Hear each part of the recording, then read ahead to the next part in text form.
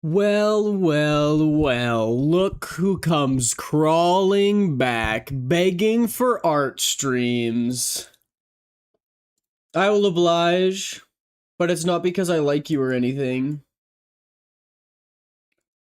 I'm making curse a few things, so I'm locking in. That's awesome. Everyone art fight curse as well. Hi everybody, welcome in. Hi Minri, hi Rosa, hi Dex, hi DeadSec, hi Oilcat. I hope y'all who are using me as background noise knows that I am a lot of noise. I'm very loud. Day 4 without internet? What?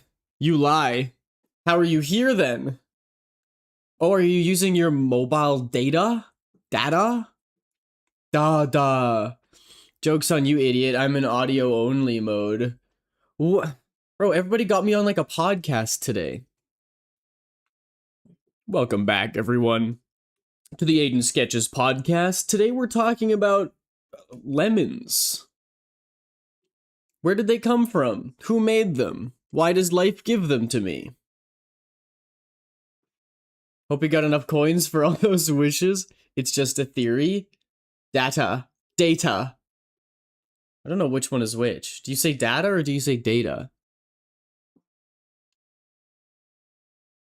My dog tried a lemon recently.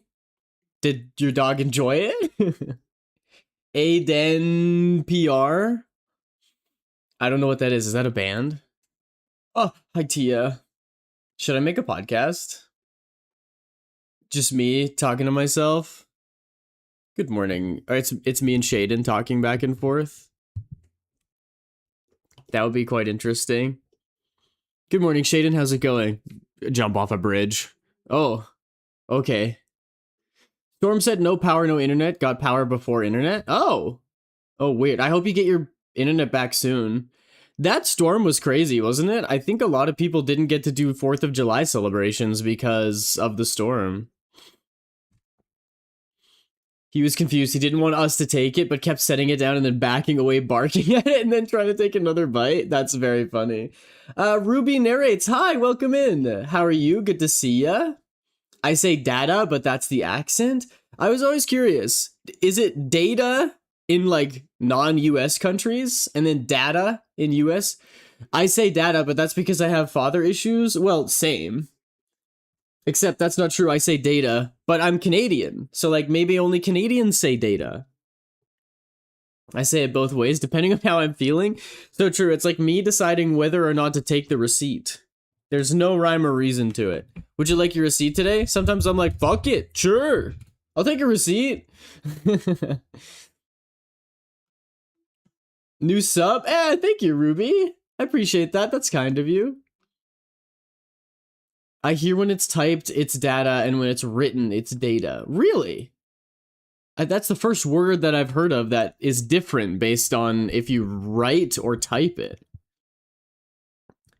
Bye, Dex. Where are you going? That was Thursday night's storm. Oh. Is this a different storm? Did you have 2 storms in a row? That's crazy. Anyway, art fighting. How's y'all's art fight so far? So slow. I've been so busy. I spent most of the day today just making a video for the band that I manage their socials. And it took me so long. And guys, if I'm being 100% honest, I am a little bit like confused. Because they're like, yeah, we want to make long form videos. We want to make YouTube videos. We're going to make like a YouTube account and start uploading stuff. And I'm like, and what are these videos going to be about exactly? Like, you're a cover band. So you can't make videos of your performances because they'll get copyright stricken. They'll get copyright strack.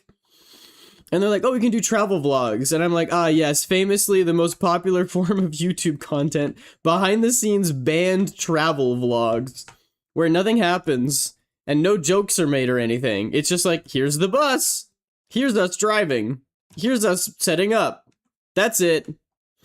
I'm like, dog, no one's gonna watch this. And then it's gonna look bad on me, because they're gonna be like, well, you're the social media manager, isn't this your job? And I'm like, dog.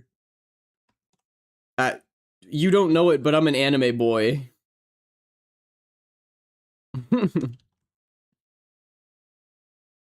Takes me a minute to find a character I feel like I can try to draw. That's totally fair. For me, I've just been working on so much stuff. I still have more commissions to do. And like I said, doing more stuff with the band. And I have my video that I want to get done. The video that was supposed to be done before July so that I could focus on this one for ARTFIGHT, and it's not even like an eighth of the way finished. I crave violence, but I can't attack anyone until internet is back. We have a way of satiating violence. You guys want an early battle royale? Could be ASMR vibes for people. The band? Those guys definitely have never heard of ASMR before, and if I introduce it to them, they'd probably kick me in the nuts. Here's us setting fire to this famous hotel. Now that is gonna get clicks. Job application-y. Hi, welcome in. That's a very funny name. I finished another stream game, so I'll be starting 2 new games this month. Did you finish Portal? Oh snap, we've got a battle royale happening immediately. Alright, let's see who wins. Who has the most vigor today? Who's the most bloodthirsty?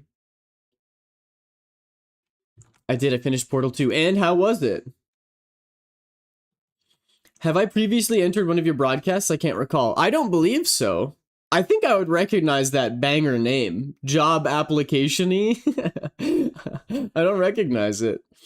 I finished Subnautica, and the next stream I finished Portal 2. What are you, speedrunning? That's crazy. Those are very long games. It was cool, loved the puzzles. Yeah, I really enjoyed it. I think I talked about this briefly before, but my experience with Portal 2 was stunted a little bit. Says Aiden, I can't stand you. You're such a fake intellectual, it's ridiculous. Says Just you? because you use big Says words Alanix? and went to college you think you're better than Alanix. Not college, well, university. Alanix have caught on to your insecurities. You always cover your mouth when you sneeze. Yeah, and my nose. Both my nose and my mouth. Because that's the correct thing to do.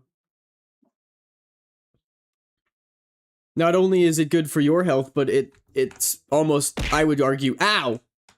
Hi Shay, welcome in. I would say necessary for everyone's health. You should always cover your mouth when you sneeze. Not something that you should be bullied for. In fact, it's something that you should be praised for. And like I said, not college, university. There's a difference. What team are you on? I'm on Team Comedy. Are you in ARTFIGHT? Can I call you Job? I should call you Job. My chat felt slow, though. They were saying they had no idea what I even did to complete the puzzle. It's probably very hard to follow along with that kind of gameplay, in my opinion. My brain too small. Alex, for once, I must tell you, bad. Spray bottle? Good, yeah. See? You can attack my character all you want, but once you start attacking the health system... Ugh. No. Chat, there's a Chop Suey choir cover? For real? We're on the same team and you may call me Mosul? I'll try to remember that. Apologies if I forget. My cousin just bought a $30,000 car on a 70% interest rate, but she only makes $15 an hour. What should she do? Control Z. She should put the car back. Give the car back.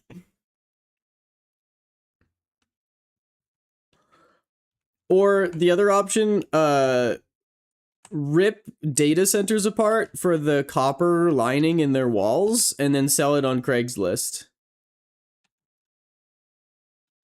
That's my advice, personally. Just go in there and tear it to pieces. Sell the rubble. Yeah, 70% does sound insane. Aiden, do you have the voices in your head again? What do you mean again? They never leave. Of course. Do you not? I can't imagine what it would be like having silence up there.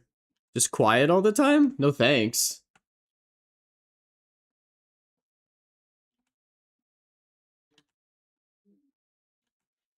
I'm quite entertained by the voices in my head, thank you.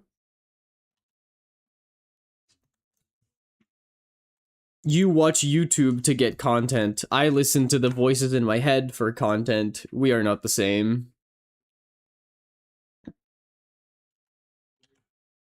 I think I'm pretty much done with the line art, although I do want to do an outline because I love doing outlines. It's very meditative.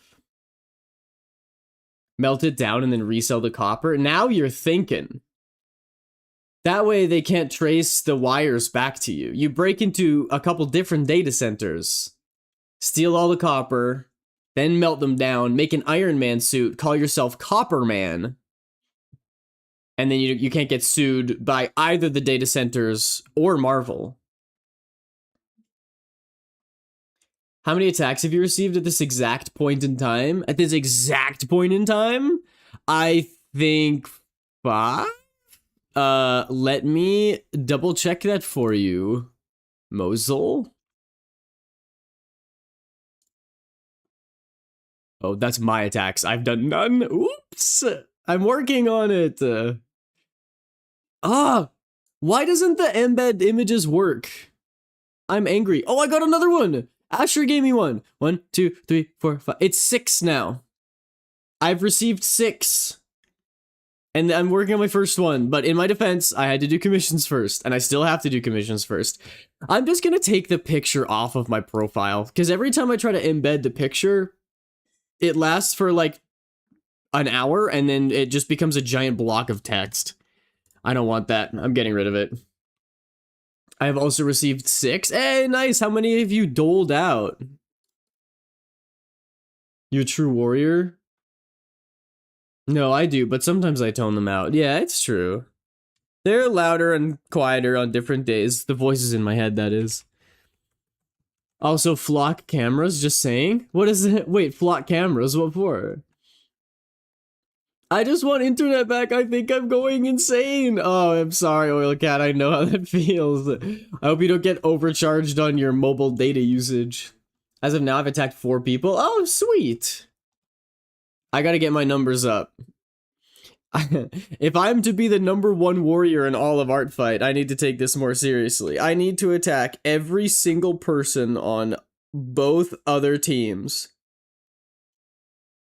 All, like, 400,000 of them or something. I don't know what the number's at right now. Oh, a good source of copper? But what did those cameras ever do to you, you know? AI data centers, on the other hand, are supposed to, like, end the world next year, so that's cool. Would be nice if I had a say in that, but... Whoa! Whoa, falsed!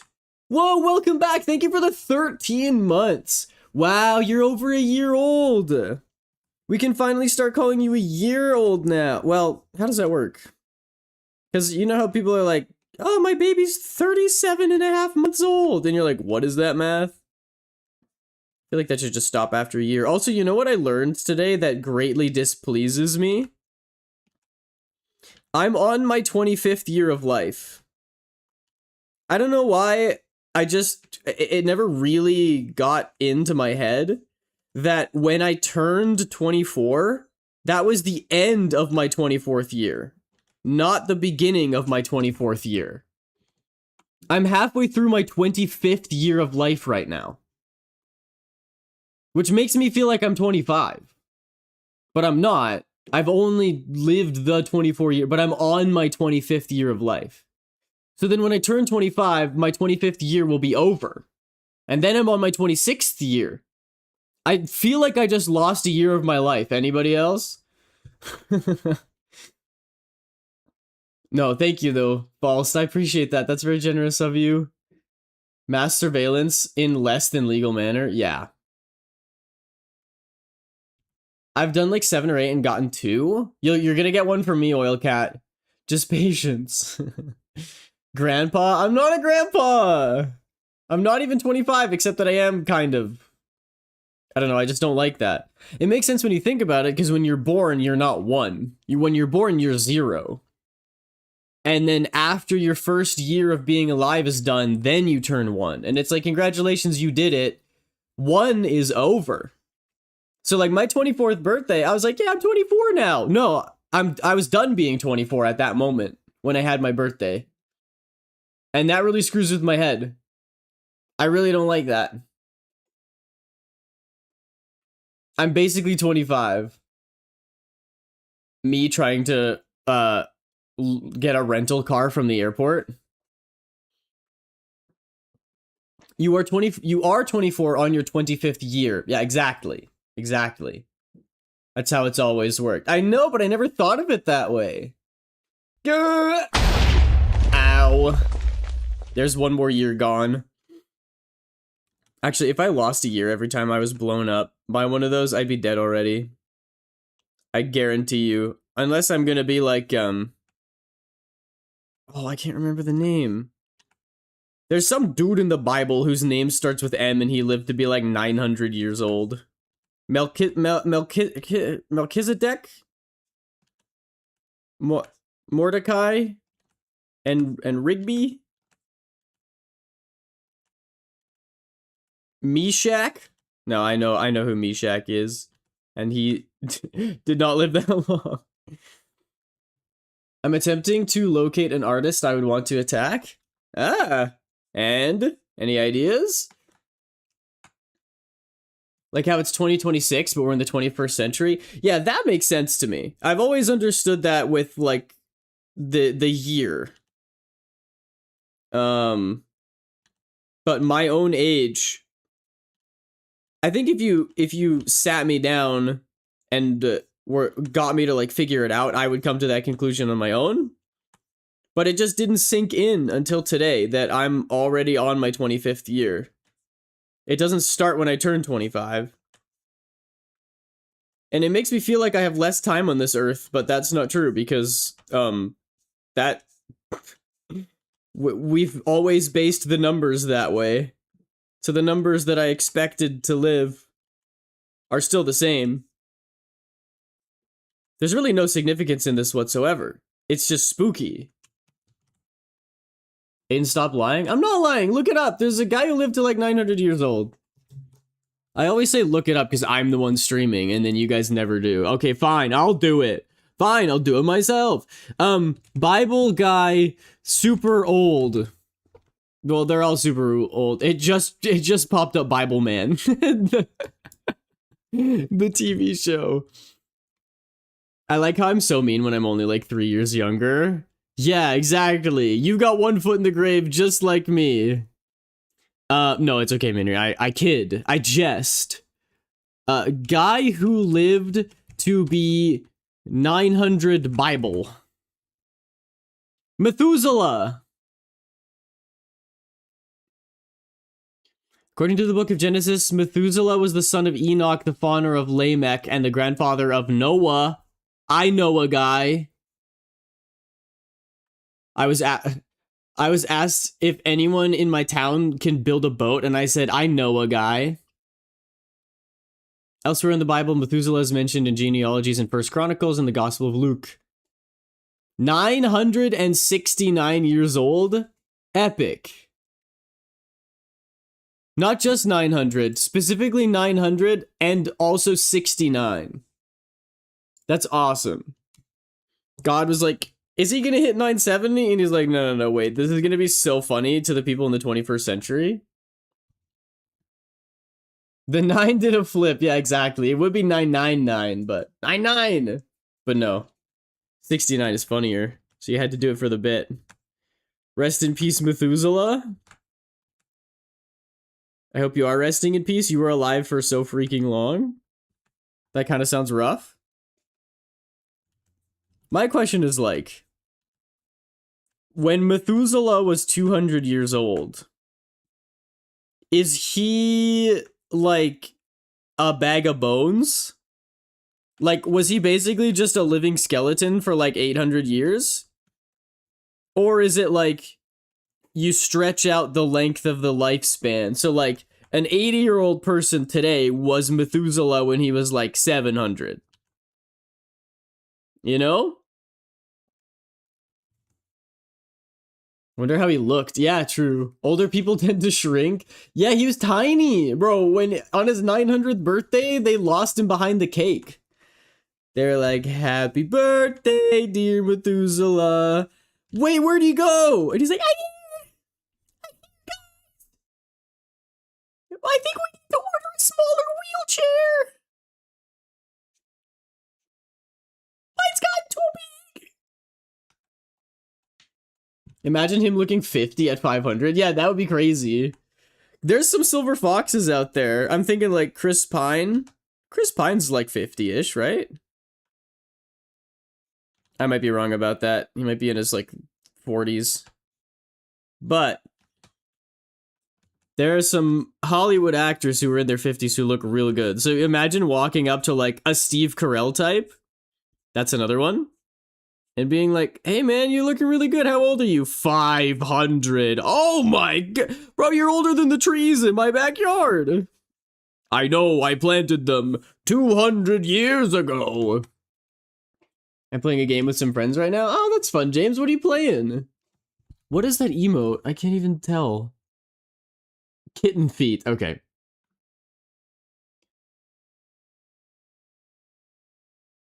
Yeah, Mosel, that makes sense. ARTFIGHT has been very laggy and crashy for this past entire week.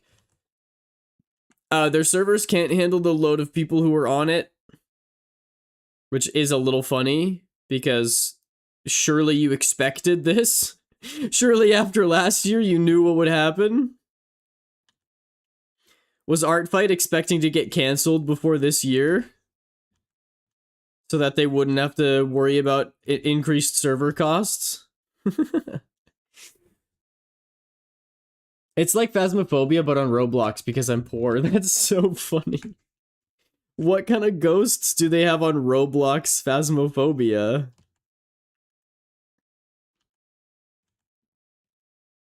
You guys, if we spend 50 Robux, we can unlock a Wraith.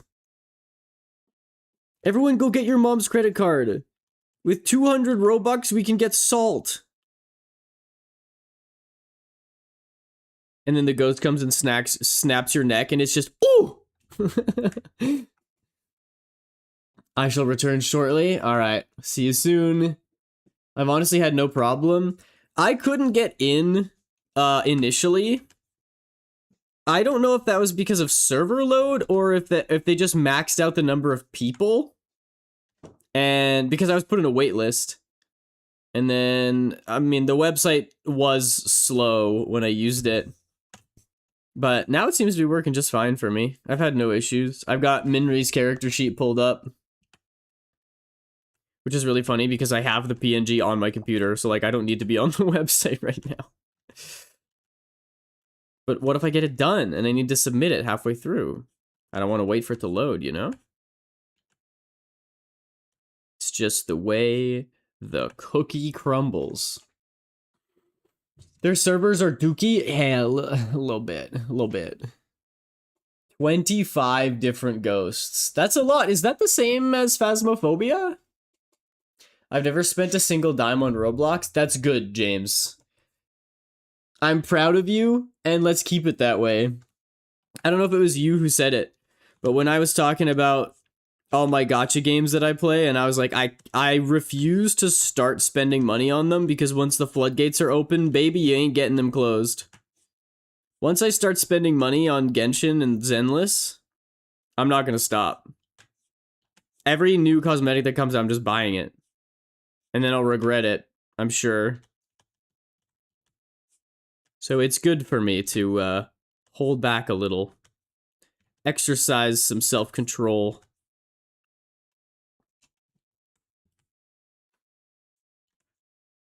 And also, I've played Roblox like twice, maybe, and didn't really enjoy it.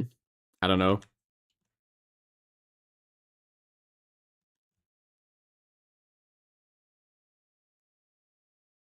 The way I see it, Roblox, you can kind of do anything. You know, like any famous game comes out, someone will remake it in Roblox and you get to play it. But my take is like, this is just for me personally. If there's a game that's good enough that I actually want to play it, because I'm more than content to just watch people play games most of the time. I love watching gaming stuff. But if I love a game to the extent that I can't just sit there and watch it and I have to play it, I don't want to play the Roblox version for free. I want to buy and play the real version. And I think that only works for me because it's very rare for me to find a game that I want to play so bad that I have to buy it. I don't know if it's like self-control that I learned when I was little. You know, like you'd see advertisements for some video game on your Wii and you're like 8, so you don't have any money, so you're like, "Mom, can we buy it?" And mom's like, "No." And so you're just like crying for months, wishing that you had the game that you don't have. And then maybe if you're lucky, you get it for your birthday or for Christmas or something. Like many, many months later. And I got so used to doing that now, even if there's a game that I really, really want to get and it's only like $10 on Steam, I'll probably just wishlist it and then never buy it. Some good games are developed on Roblox only. That definitely feels like they should be their own games because they don't feel like Roblox. Yeah. Yeah. If that's basically how it is for me. If a game is good enough that I really want to play it, I want to play the real thing, not the Roblox version. But that also happens so infrequently that it's not breaking the bank, you know? If like every new game I saw I desperately wanted to play, then maybe I'd hop on Roblox and, you know, scratch a little bit of that itch. I was doing a similar thing. Do you guys ever just like get bad vibes from something that you have installed on your computer? I have a program that like runs Magic the Gathering, but it's really old and it's really janky, and I'm kind of convinced that it's malware, even though like peeking in the files, there's nothing to indicate that. And also, I have a friend who went to university for, I guess that one's technically college. Or no, I think it's a university. Oh, whatever. Went to post-secondary school and took a lot of classes on online safety. And he's the one who showed me this Magic the Gathering game. So I'm sure it's okay. But do you guys ever just get that vibe? You're like, I kind of don't want to have this installed on my PC because I don't know why, but the vibes are off. I don't like it for some reason. That's me in Roblox. Oof. Also, we just got our cats again today. They're back home. And we now have the litter box downstairs again. And one of them just took a big old dookie down here. And it smells really bad. I think it's because we changed our litter. And this new stuff is not nearly as good. Woof! That's pungent. I'm gonna move my Caesar salad so it doesn't get cat poop air in it. There we go.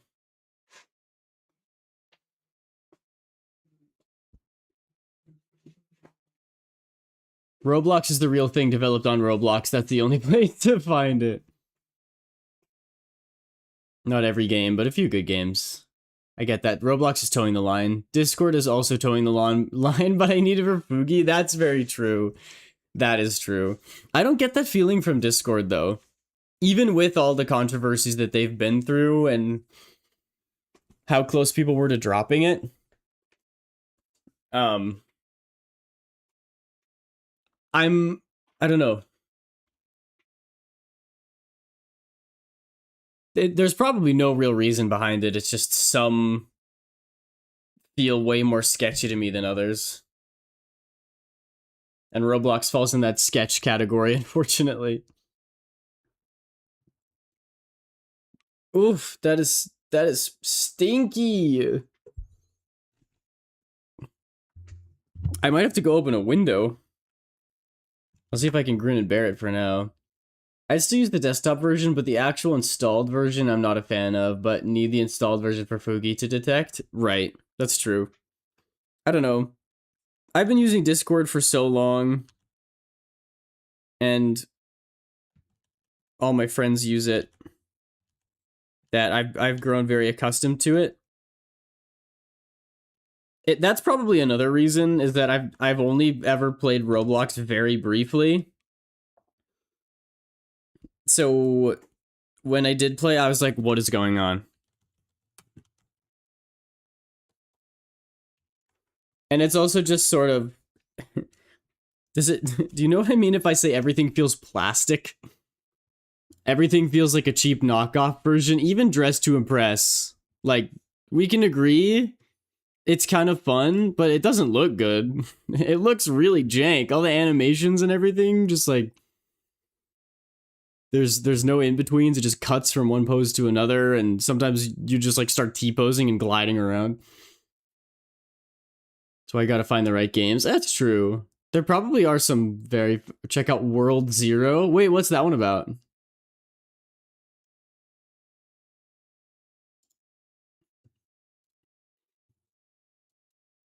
I'm gonna grab your color palette quickly. Oh, an RPG on Roblox. Interesting. Is this like the Winecraft version of Roblox? Okay, I might go open a window. It's really rank. I'll be right back. Give me 1 minute.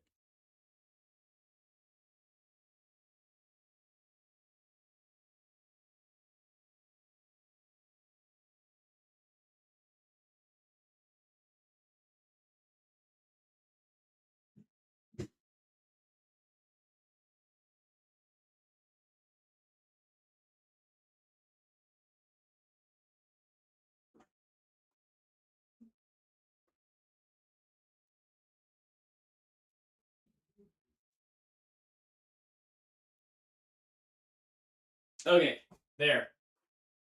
Took me a minute to remember which way was locked and which way was unlocked, but it's a new house, okay? You know what's wild? It smells worse by the litter box than it does in my office. How? How did the scent waft only into where I'm sitting? Also, a few of their horror games are really good. A lot of full assets and custom animations and whatnot. Yeah.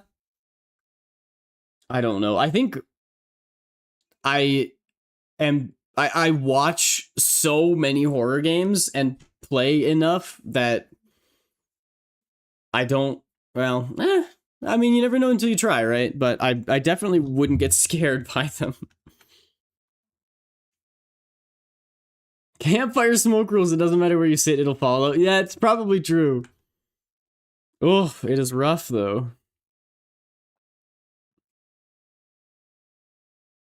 Should I just copy and paste the... Yeah, maybe I will so that I can grab the colors. Whoa, what the heck? These drawings look so good. That's awesome. I wonder what talented and handsome smart artists you commissioned for this one. It's almost like you can find them over at vgen.co/8sketches or something like that. I'm just gonna call these refs. References. Someone pretty neat. Aww. Thanks. I was just glazing myself.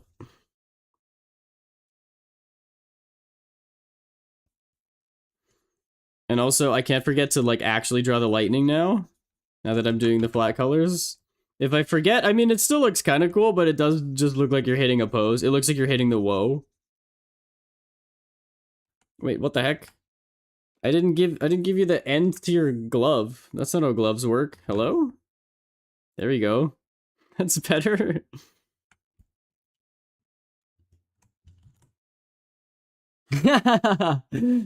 Nice. Thank you, Minri. Dropping the link in chat. That's great.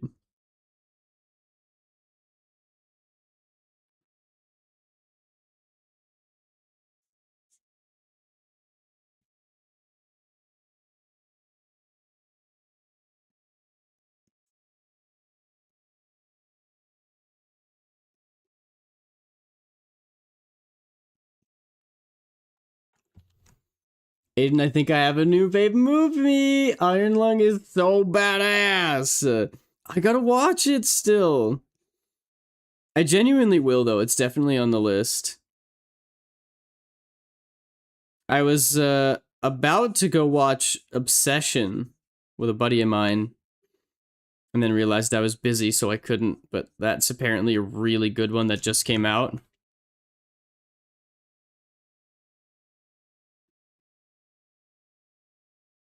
I'm very behind, though. I still need to watch the Backrooms movie as well. I've heard conflicting things about the Backrooms movie.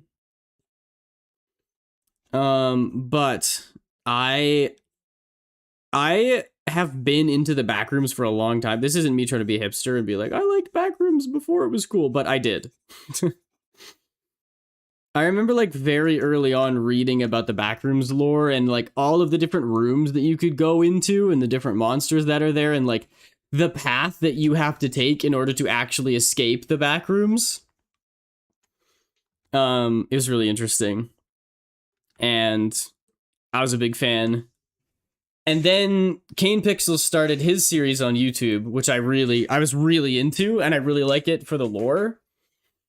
And I think one of the reasons that people complain about the Backrooms is that A, they expect it to just be another horror movie, or B, they get really freaked out by liminal horror stuff. So they're like really invested because they have that liminal horror feeling and they were expecting to get that from the movie. For me, as a big fan of the YouTube series, I wasn't really expecting this to be a terrifying movie. I was like, it's going to be eerie, but it's the Backrooms. It's just going to be like a lot of furniture that looks weird. And there's probably going to be some like deeper message behind it. And I'm just in it for the lore. I want to know the story about what's going on behind the Backrooms. I don't really care how scary it is. And also, I was never one to think that liminal horror is scary. Like a liminal spaces. Lots of people online are... Oh, jeez, that scared me. Hi again, James. Lots of people online are like, oh, a school classroom where all the desks are missing and there's nobody inside, or like an abandoned shopping mall, or an office building with no desks, or a swimming pool, you know, like all of the classic backroom stuff. And people are like, oh, isn't it freaky? And I'm like, no, I genuinely don't get why that's scary. Like, I look at an office building that doesn't have anything in it, and I'm like, cool, it's just an empty building. And they're like, but doesn't it give you that liminal feeling? And I'm like, nope, I do not have that. Whatever that feeling is, I don't get it. So, for the people who went into the Backrooms movie to, like, get that feeling, to be, like, spooked about liminal spaces and they didn't get it, it doesn't bother me because I don't get it anyway. So I think...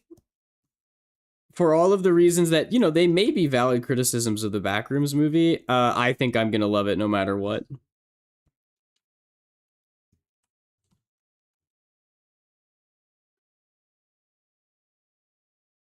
Two hours and 40 minutes long? Wait, really? I didn't realize that was such a long movie. Very long glove tucked under the shirt. That's so funny.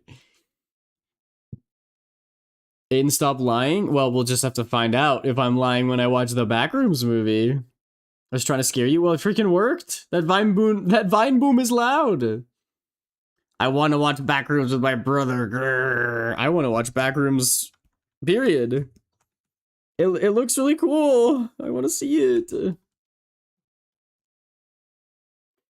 Its place is supposed to be full of life and bustling people, suddenly empty. It's an uneasy sight, makes a subconscious wonder what happened to everyone. Yeah, I think I understand the idea behind why people get that feeling. I don't get that feeling. You can show me a shopping mall that's completely empty and be like, isn't it supposed to be full of life? And I'm like, no, I don't care. Maybe it's because I grew up in a small town, which was filled with like old buildings that are supposed to, you know, like a movie theater that was supposed to be bumping and have people in it, and it was just always empty. Because it's a small town. I'm gonna watch The Odyssey. That reminds me of, I also need to watch Project Hail Mary. I still haven't seen it yet. Like how the Mandela Catalog plays in Uncanny Valley. Yes! Yes! And the thing is, I love Mandela Catalog so much because that Uncanny Valley, I get that feeling really strongly. Like, that freaks me out. The alternates and stuff, very spooky. So I get that. I get that feeling. The liminal space feeling, I don't get that though. I don't know what it is about my brain that the Uncanny Valley is like setting off alarms, but the liminal stuff is like, I don't care.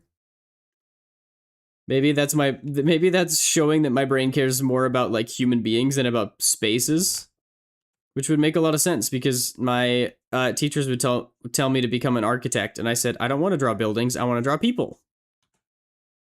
And there you have it. So I care about people, I don't care about buildings. I guess that's the moral of the story. I'm not scared of being in an empty area, but I don't like being alone. I don't know, I feel like being in an empty office space would be so fun.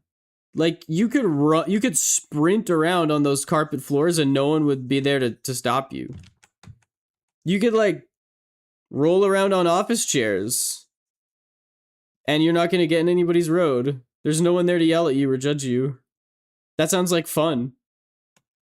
Maybe I'm a liminal space horror creature. Maybe I live in a liminal space. I'm just like cursed for real.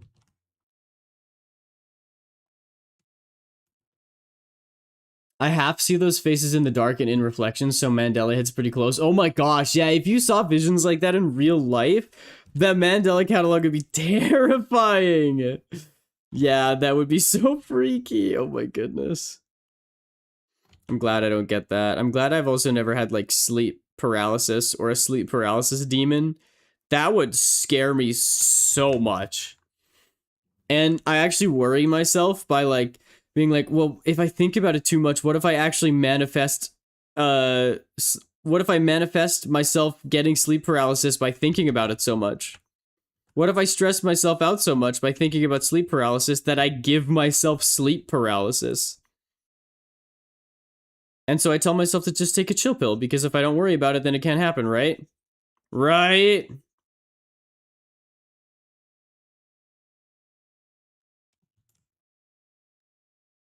You reminded me I'm gonna watch Project Hail Mary. Alright, thanks for the lurk, Small. I'll judge you?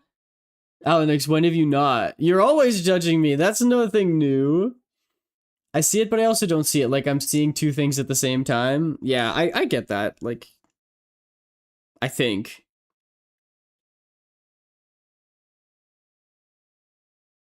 Like in Hereditary, when the lady sees her mom, but is she there? Is she not really there? She looks like she's kind of there, and then you turn the light on, and she's not there.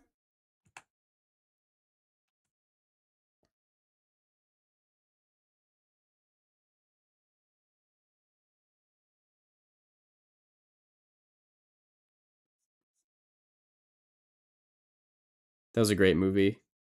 I do need to watch more horror movies. There's so many that I haven't seen. I still need to see the classics. Like, I want to watch The Exorcist. Everybody talks about that one.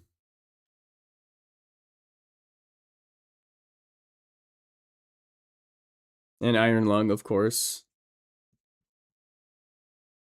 I don't think Project Hail Mary is a horror movie. It's like a space drama, right? The only reason it's getting lumped together with Iron Lung is because of shipping and because they sort of came out at a similar time, right? It's like they're trying to make Barbenheimer happen again. Because it was huge when it did happen.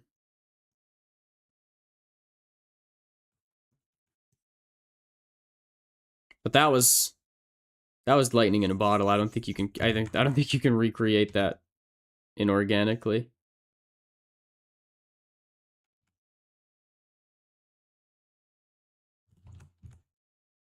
I also still haven't seen Oppenheimer. But I have seen Barbie. What does that say about me? If you had to pick to watch either Oppenheimer or Barbie, I picked Barbie. What does that mean? Is that a good thing? I'm just gonna go ahead and take the W and say that's a good thing. I think I might have gotten sleep paralysis one time. Could barely move, felt very heavy and slow, but instead of a demon, I saw my partner saying they came home from work early to hang out and just laid next to me until I fell back asleep. Aw. Well, that doesn't sound so bad. Maybe it was.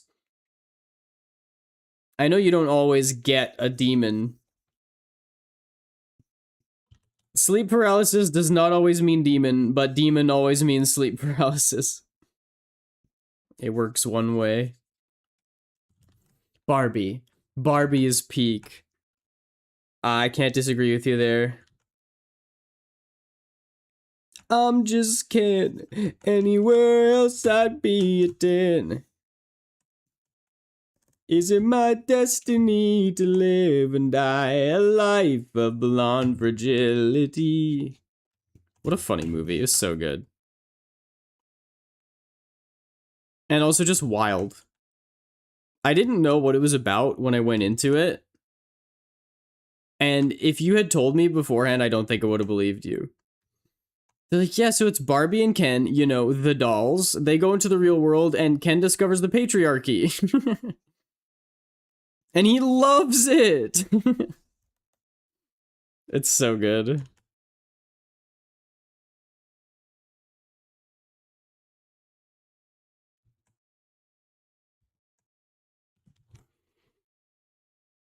It wasn't bad, but then I was sad when I woke up because they weren't actually there. Aww. Oh. I thought that you were like maybe having sleep paralysis and then your partner just actually came in and went to bed. But that was something that you manifested, hey? I'm glad it was that and not something scary though. That's so sweet. You've got the mental fortitude to ward those kinds of things off. Because you see demons and ghosts and stuff. You're like, this is just an ordinary Tuesday for me.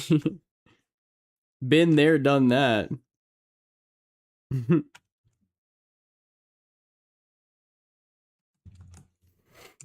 It was something that wasn't there. I feel like if anybody has experience dealing with that kind of thing, it's Minri more than anybody else.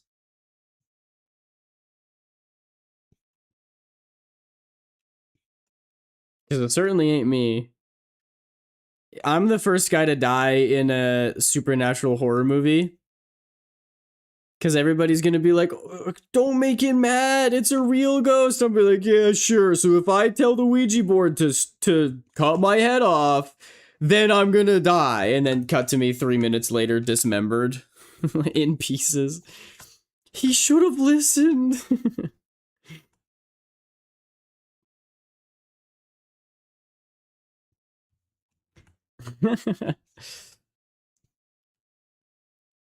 I would either be the very first, or I'd either be the very first to die in a horror movie, or I would outlive the entire thing.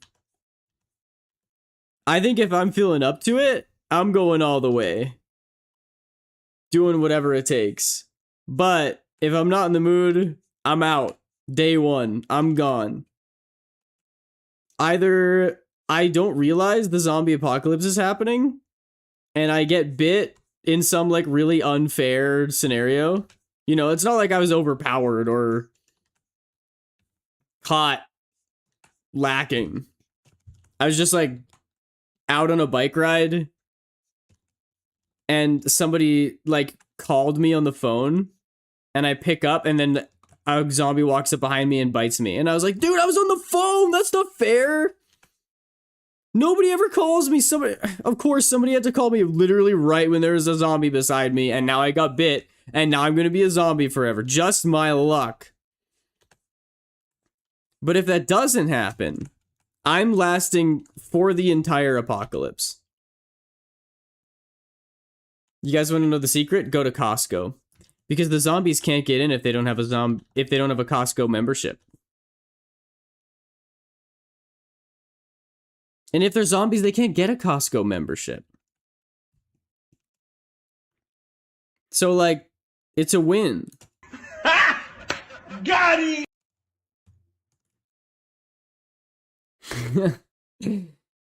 I think sleep paralysis is just like your body's asleep, but your eyes open. So with your body asleep is unable to move, mind mostly asleep, projects dreams into the space you're seeing. Yes, that's exactly right. I don't remember what the technical term is, but we studied it in psychology.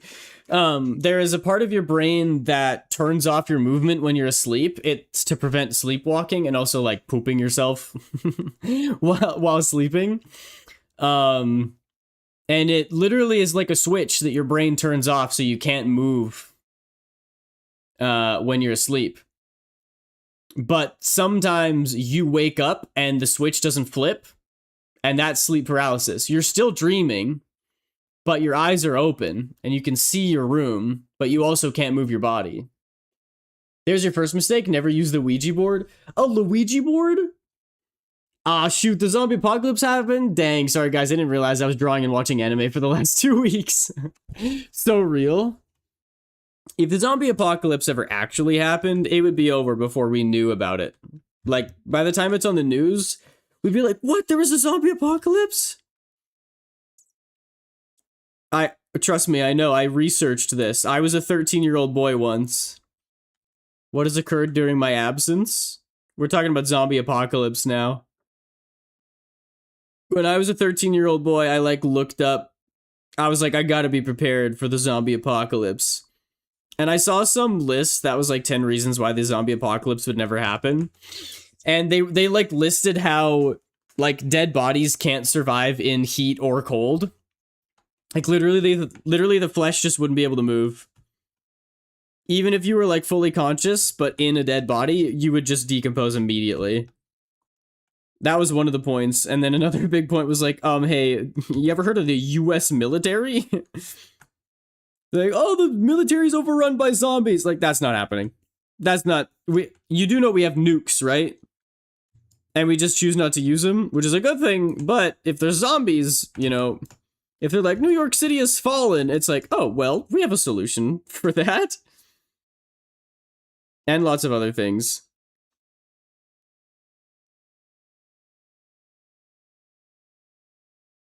There are many reasons as to why if a virus like a zombie apocalypse happened in real life, it would be over immediately.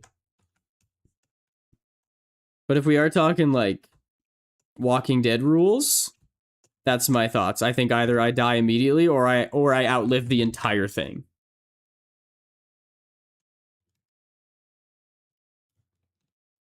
Dead can't survive?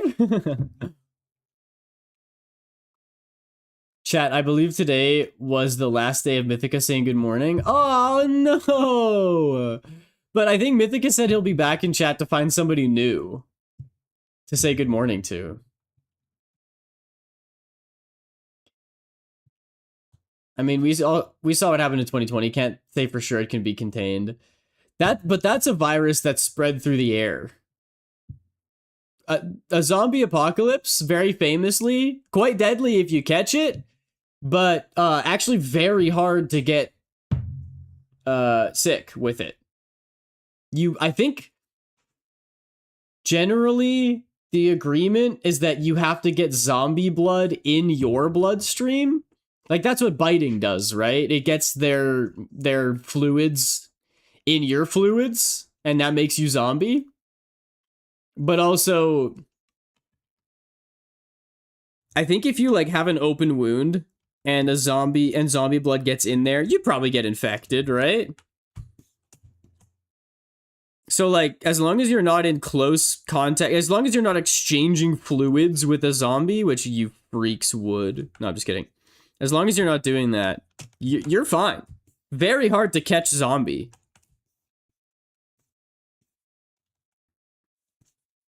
Frankly, we got nothing to worry about.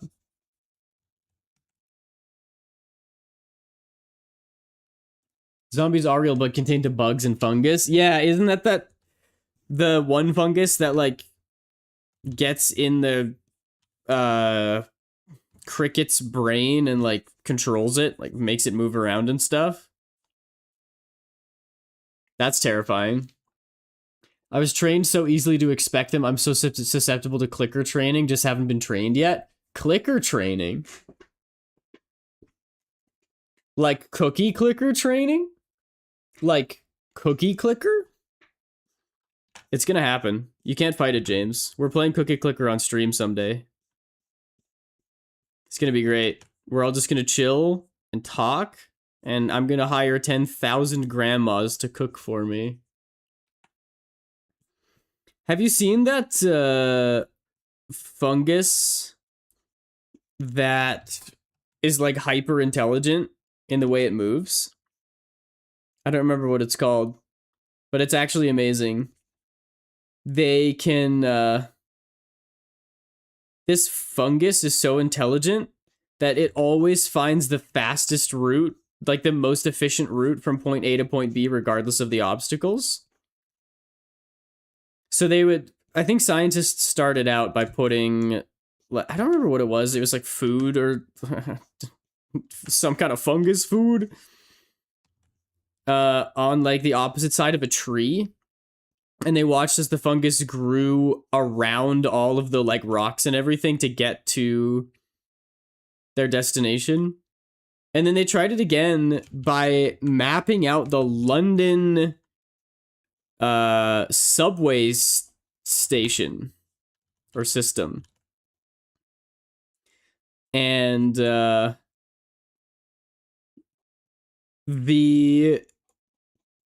fungus almost perfectly copied the subway station because it always found the most efficient routes, except for the times where it actually found better ways to get around. Like, the fungus was better than the city planners who made the London underground subway. Kind of amazing. So, like, if you ever need to build a train or something, put that... do a mock-up of the terrain and then put that fungus inside of it. And the fungus will tell you the best way to make the road, or the railroad.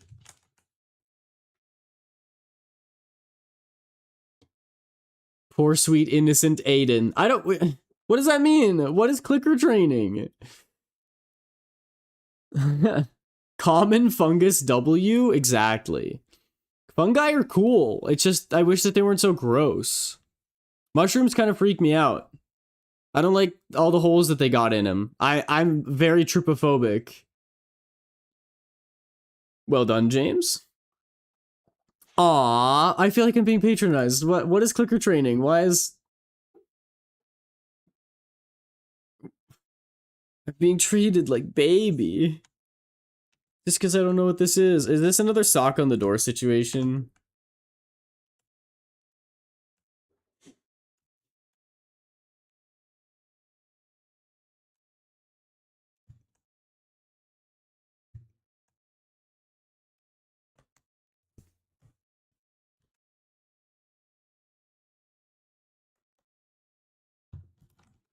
Clicker training is a positive reinforcement method that uses a distinct mechanical click to mark the exact moment an animal performs a desired behavior.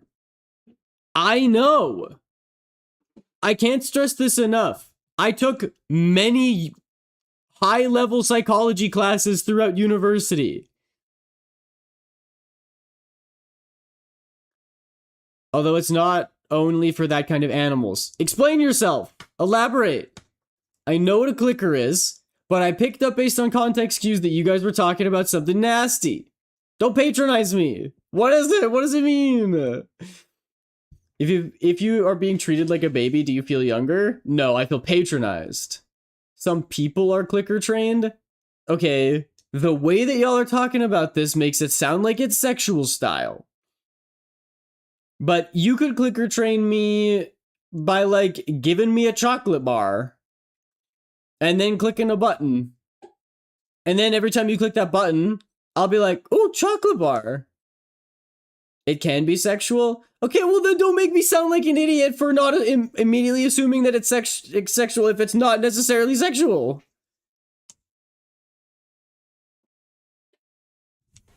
Get that freaky stuff back in the corner. Put that thing back where it came from, or so help me. So help me. I'm not wrong. I'm not crazy.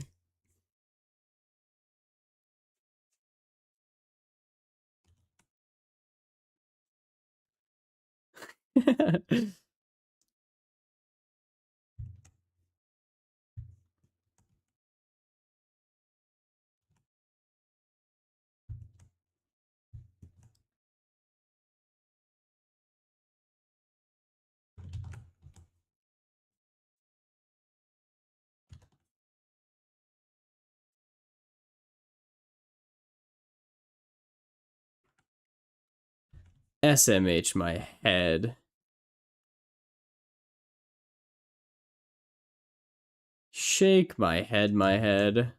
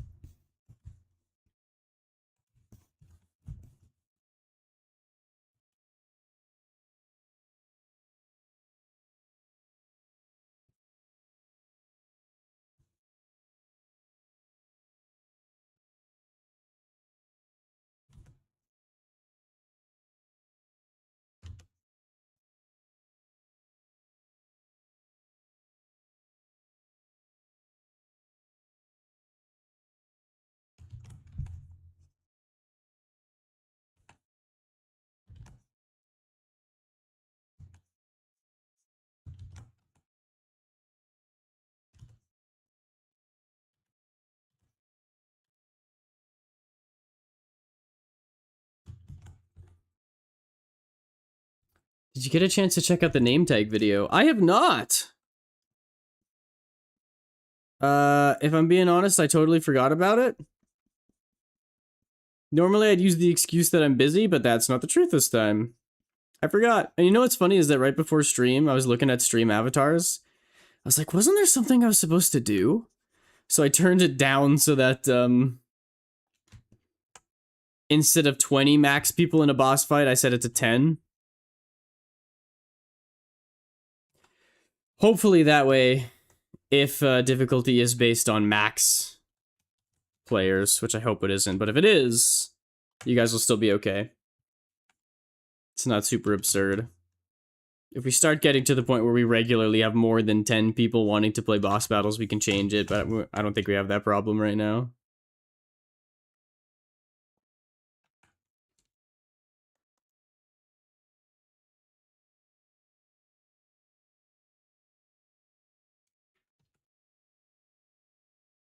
Okay, good. I hope that helps.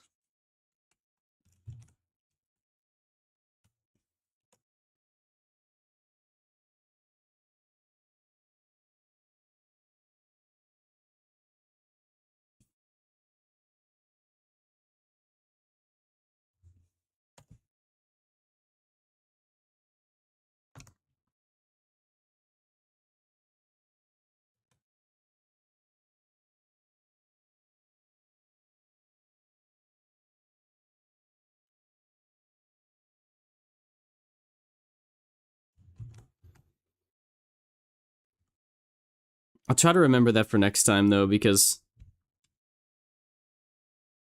I have been wanting to dive deeper into the fun aspects of stream avatars where you can sort of goof around with things, but haven't really touched it. I want to add more, like, characters that people can be. It's just right now I like how cohesive it is that everyone's a Kirby character.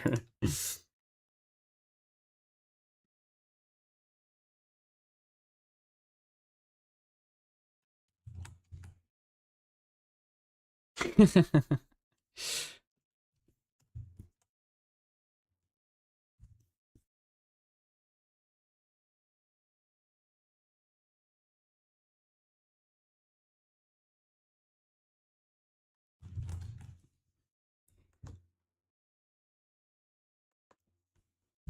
of want to fix the nose a little bit before we get into the drawing the lightning. Oh, I also need to do the stripes on your shirt. Wait, that looks good. It's good enough already.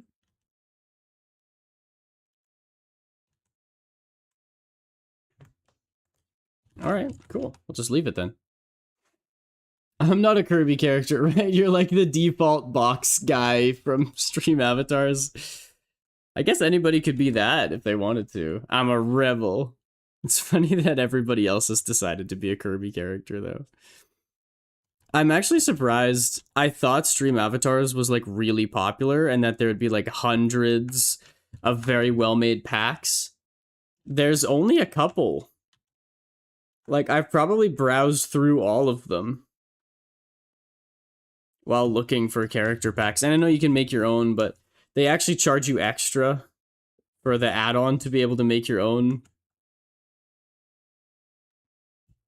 And that's whack. And do a flip? You know what? I will. Just for you. How do I rotate myself? I think I have to do it through OBS. Hang on.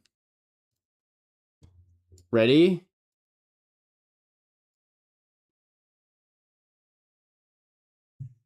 Wait. Here we go. Whee! Did you guys see that at all? Could you actually see that? Whee! Oh, whoops. That was the wrong... I grabbed the bot. There's me. Whee! I'm gonna be sick.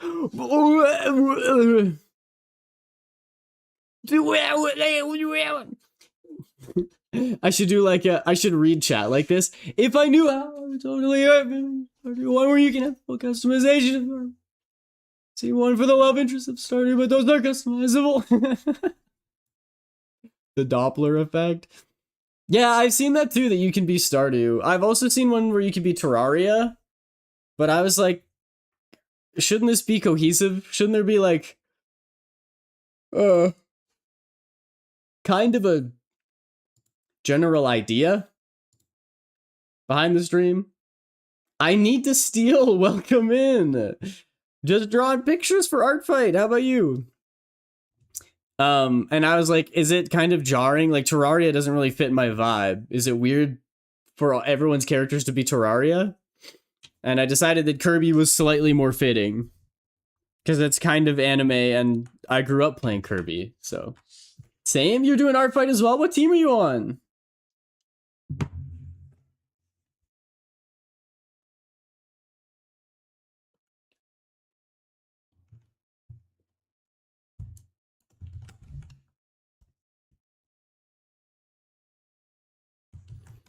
Tragedy? Ah, I see. In that case, you are my enemy. I'm on Team Comedy. Team Comedy all the way, baby.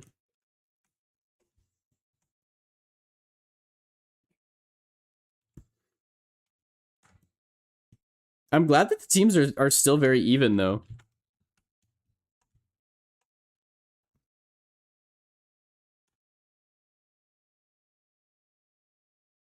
First year with 3 teams is kind of a bold decision. And I thought there was going to be like a lot of people on 1 or even 2 of the teams, but it seems like they've evened it out quite a bit. They've done a good job of that.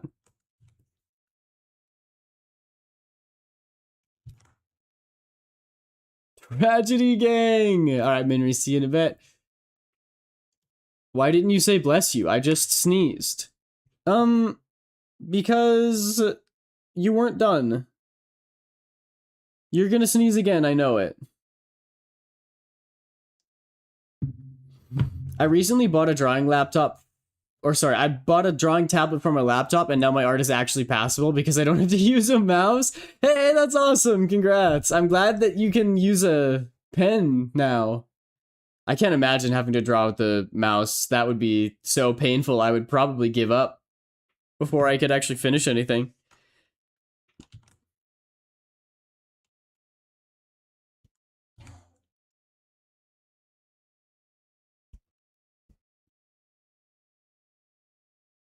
Go ahead and make a shading layer here. Just need to finish the flats. The shirt.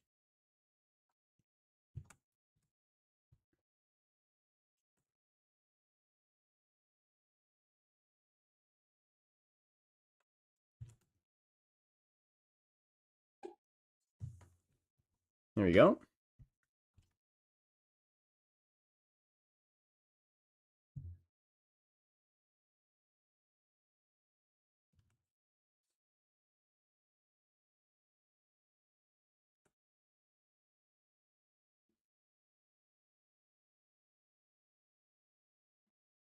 That looks pretty good.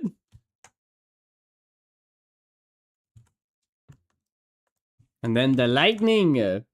What drawing software do you use? I'm using Clip Studio Paint. I started out with Krita because it was free. And I used that for a good number of years when I was first learning to do digital art. And then just a couple years ago, I hopped on the Clip Studio bandwagon because I'd seen some of my favorite content creators using it, but also because you could pay for it one time. A lot of other software either require you to have an Apple product, disgusting, or you have to pay for a subscription like Adobe. But Clip Studio, I gave him $50 once, and now I can use this version for forever. It's really awesome. I love the way that they do that. So I am a Clip Studio guy. The animation I found to be a lot more difficult on here than on Krita, but I don't really do that much animation anymore, so it works out. What is this? You've clipped me. What is this about?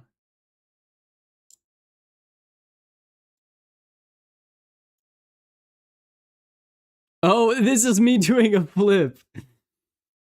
And it was sick.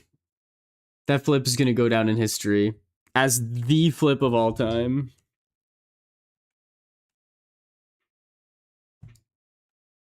That certainly was one of the flips of all time. Okay. Then on top of the flats layer, actually maybe I'll just do an entirely separate layer for the lightning. Oh, wait, okay, you know what? It was indeed an epic flip. That was a flip, one of the ones I've seen. Aw, that's crazy. Me too. I think what I might do for this drawing is actually try to do some funky lighting, because I never get to do that. My initial thought was like I would just have light sort of coming from the top right, you know, like this, and shade it that way. You know how you do. Shade it like this. However, if I imagine that this is in a dark room and there's all lightning here, then the light source of light would just come from here, right? And I can kind of make that look very dark and dramatic. So I might give that a go. I also need to like find a reference, because what the heck does lightning look like? And how the heck do you draw it? Perhaps we'll never know. I'm pretty sure it's just blue with white inside. Welcome back, Minri.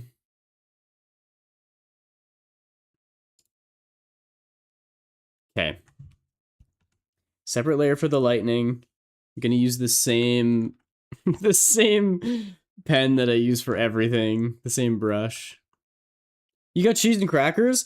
Actually, goated combo. I don't know if any snack out there beats cheese and crackers. Because as a kid,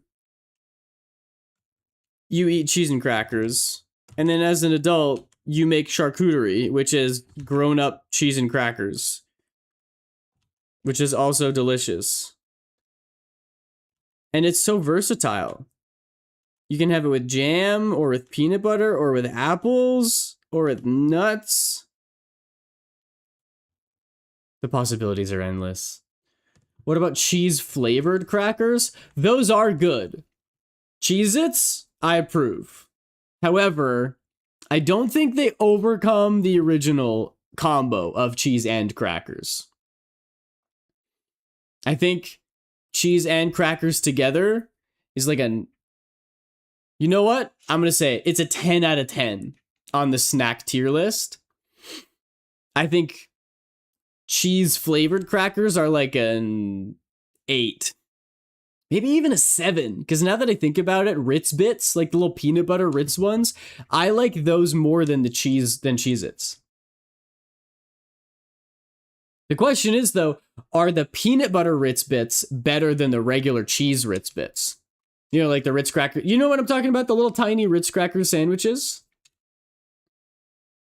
I think when I was younger, when I was but a wee lad, the peanut butter Ritz bits were better. But now that I'm old and wise and mature and my palate has developed, I think the regular Ritz bits are better. So those kind of count as cheese crackers. Well, they're kind of cheese and crackers, right? It's like fake cheese on crackers, which is probably why I like them more. So I stand by what I said. The little ones are better? Agreed. Hard agree. I actually haven't had Ritz bits in so long. They're probably made of 75% plastic, but I kind of want to go get some. Yeah, the cheese ones. Okay, I'm glad we agree. S tier snack, shredded cheese straight from the bag? True. Although, can I say something crazy? When I was young, I would like cut off a big brick of cheese.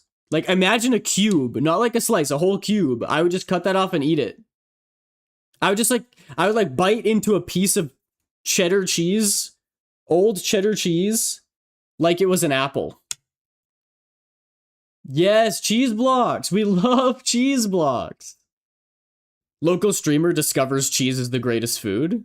Never mind, I know what that is. Yeah, they're good. They're real good. The question is, what's better? Those Ritz bits or the like cracker sticks with the cheese dip? You know what I mean?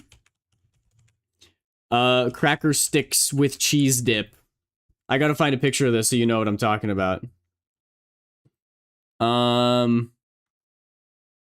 These things. I don't know why there's a watermark on it. They really don't want anybody stealing this picture of... What's better? These or Ritz bits?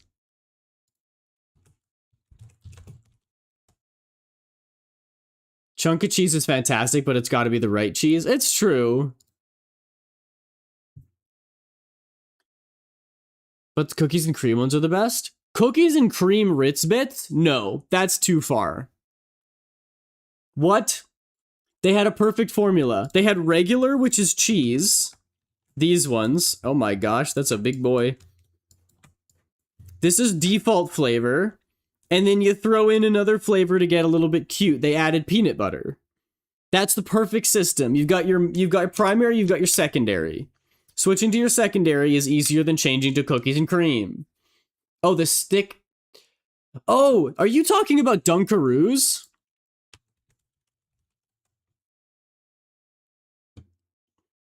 Gotta find a picture of them as well. Why is every picture of them in the box? I don't need to see the picture of the box. I want to see the picture of what they actually freaking look like. Dunkaroos, these things.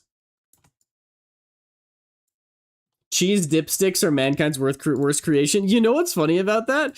You're talking about these, right? The cheese, I kind of hate it. I kind of hate the fake cheese that you get with those sticks. The sticks themselves, actually delicious. Like the crackers that they have, those are wonderful. The cheese, really bad. Tastes like plastic. However, I still eat it every time. It's a little bit like, you know how you like drive past a car crash and you can't look away? That's how I feel eating these things. I'm like, I don't like it. I don't want to eat it. And then I continue to eat it and I don't stop. I keep eating it. I'm like, what's wrong with me? And you know what I would do as a kid? Because everybody knew that the cheese was kind of disgusting, I would eat all of the crackers because yum. And the very last cracker, I would put all of the cheese on. I would like really dig around in there and get all of the cheese on one cracker and then like walk up to a group of people to show them so that they could see I had a cracker with all of the fake cheese on it, and then I would eat it in one bite. And they'd all go, ew, and I was like, attention. I genuinely think those peanut butter filled pretzels are honestly so overrated. Yes, I'm glad somebody else understands. I love peanut butter. I love pretzels. For some reason, when you fill the pretzels with peanut butter, not a fan. You know what you should do instead? Dip them in yogurt. Yogurt covered pretzels? Heavenly. Better than chocolate covered pretzels. Is that a hot take? Anytime I'm shredding cheese for a recipe, my sister will come in and request a cheese block. Thank cheese tax. Also, hi, and hope your day and stream is going good. It is. Hi, Turtle. Welcome in. I hope you are doing well. We're doing some art fight and also talking about snacks because I'm a very snack-coded guy. That's chocolate. I'm talking about Oreo dippers. If you search Oreo dippers, it'll come up. Okay. I actually like the peanut butter filled pretzels. I can see that. It's not like, ew, this is disgusting. But in my mind, I'm like, pretzels and peanut butter sounds like it would be so delicious. Let's try it. And then I was like, oh, why isn't this good? Oreo dippers. Okay, what the fuck happened to the drawing? We're talking about snacks, Dex. What the heck? What is this abomination? Y'all, we already have Dunkaroos. We don't need this. As if Nabisco needs more of a corner on the market, alright? They already have Oreos. This is what I'm saying. We're getting too cute with it these days. This is one of my boomer takes, alright? Ritz Bits is good because they have a primary and a secondary. They were like, what if we made little cheese and crackers? And it's fantastic. And then they're like, okay, now let's get cute and do a peanut butter version. And then they took their hands off. They went laissez-faire with it and said, we've done 2, that's good enough. Oreos did their regular Oreos, and then they made golden Oreos. And there you go. You have your primary and your secondary. You have your regular one for normal people, and then you have your cute one for people who want to get a little bit quirky. Why do we need pumpkin spice Oreos? Why do we need Selena Gomez Oreos? Those actually tasted really good, but I objected to how capitalist they are. Pretzels and ranch dressing. All right, you lost me. I can't stand ranch dressing. Cream cheese and chive sandwich crackers are so good. That does sound good because that's basically all of the ingredients in sour cream and onion chips.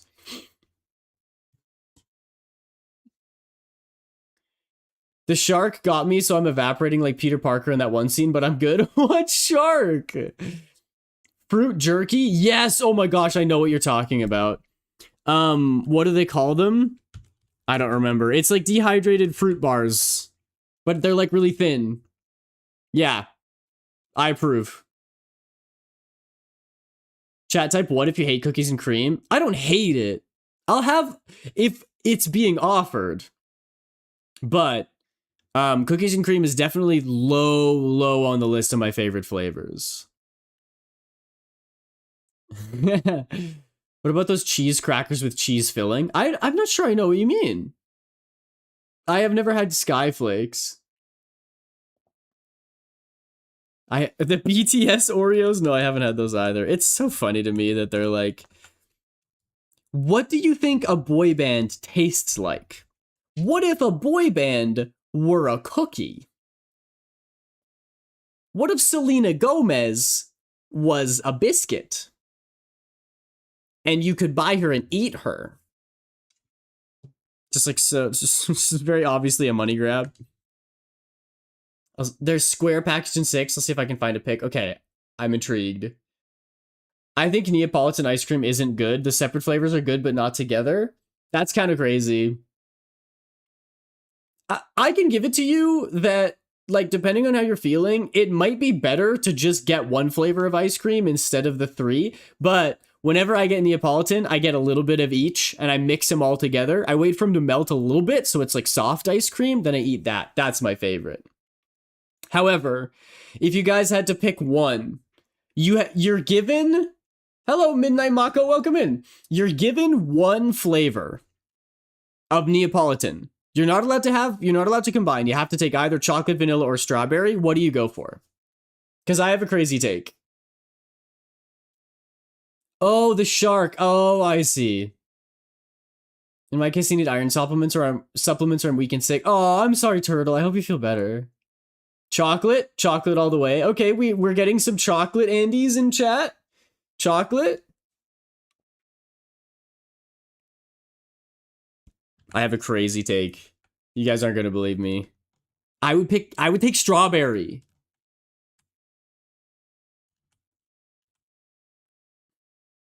Don't ask me why, okay?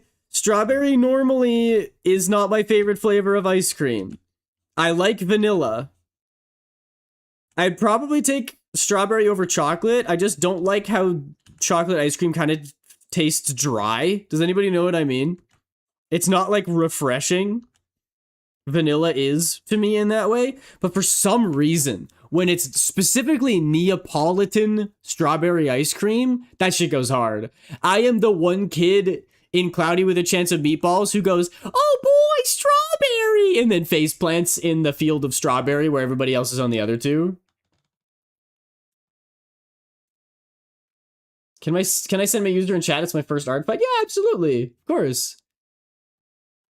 Cheese cracker with peanut butter. Interesting. Scent in general. You madman. Strawberry with homemade vanilla is pretty good. You know what I've also been sleeping on? Berries and cream. Specifically like whipped cream. You whip up some cream. If you do it yourself, it tastes better because it's more rewarding. With strawberries, so good. Berries and cream, berries and cream. I'm a little lad who likes berries and cream. Black cherry ice cream, yes. Black cherry, black raspberry, delicious. Strawberry goes great with chocolate mixed together. Yeah, berries and whipped cream is great. It is great. I had it just the other day. I don't know why. I had whipped cream and I had strawberries, so I put them together and I was like, this is so good. Like, is it insane to say that I think real strawberries with whipped cream is better than ice cream and better than strawberry ice cream? User as Basil M if y'all want to check it out. All right, thank you.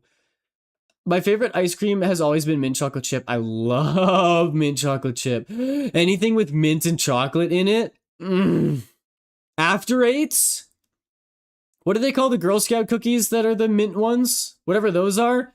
Oh yeah.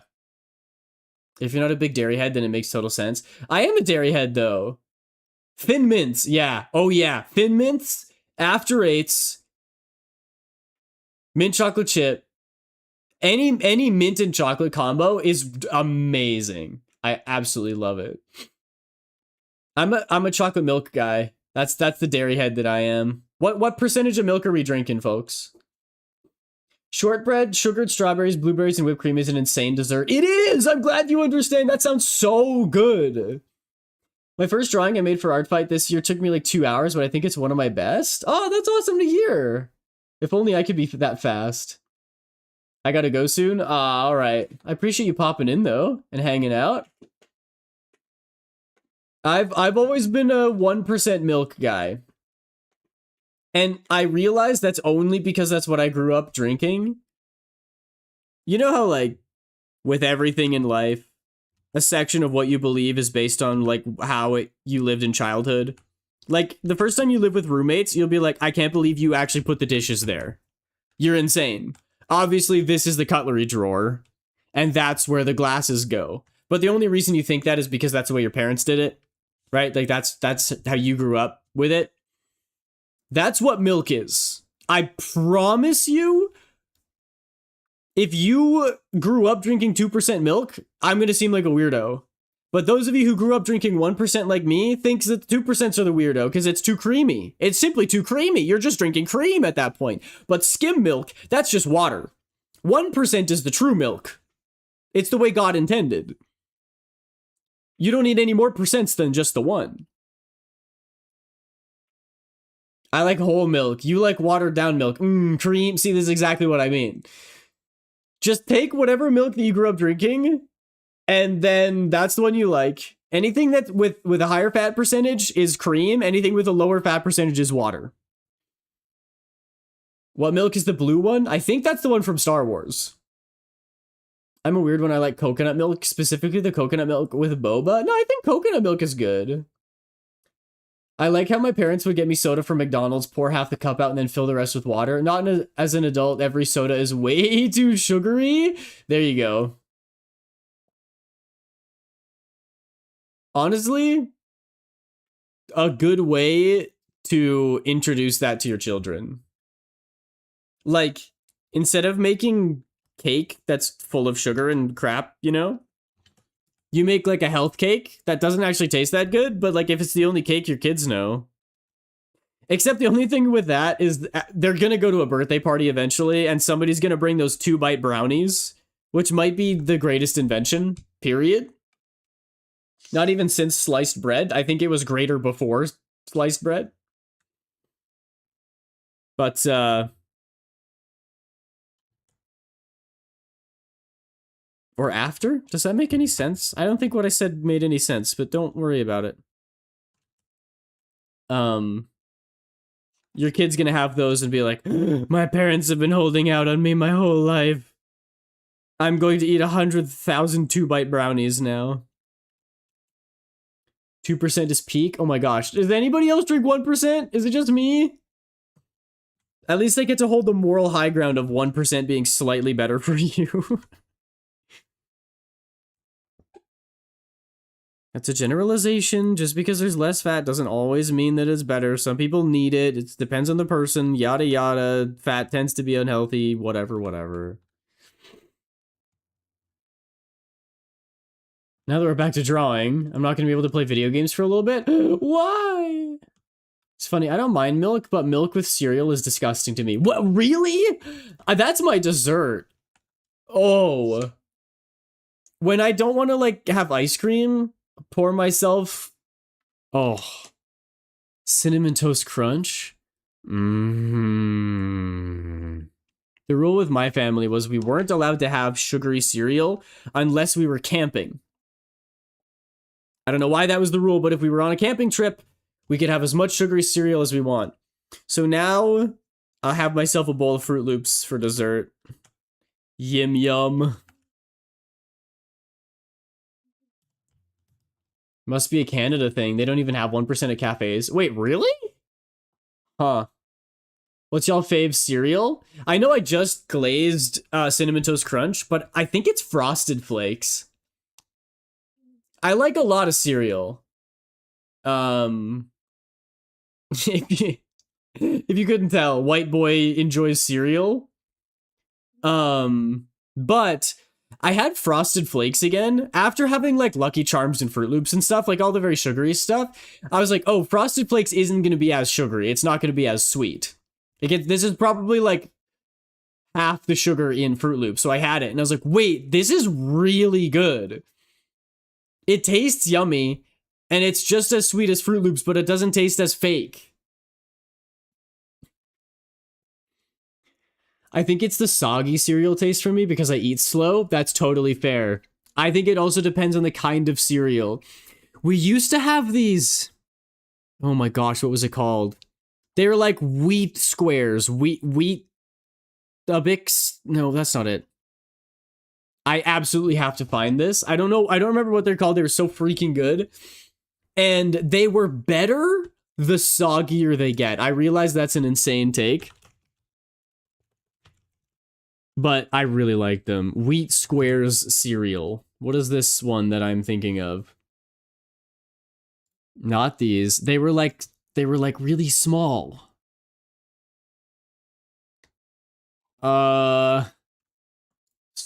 Small wheat square cereal. What the heck? No, not mini wheats. Mini wheats are good, but that's not what I'm thinking of.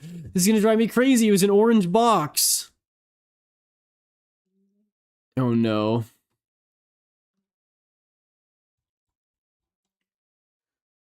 I don't know why, but the cereal I like is known for being extremely bland grape nuts. See, you guys have some cereals down there that we don't have. We don't have grape nuts. We also don't have, is there a Flintstones one? Is there a dinosaur one? What's the one I'm thinking of?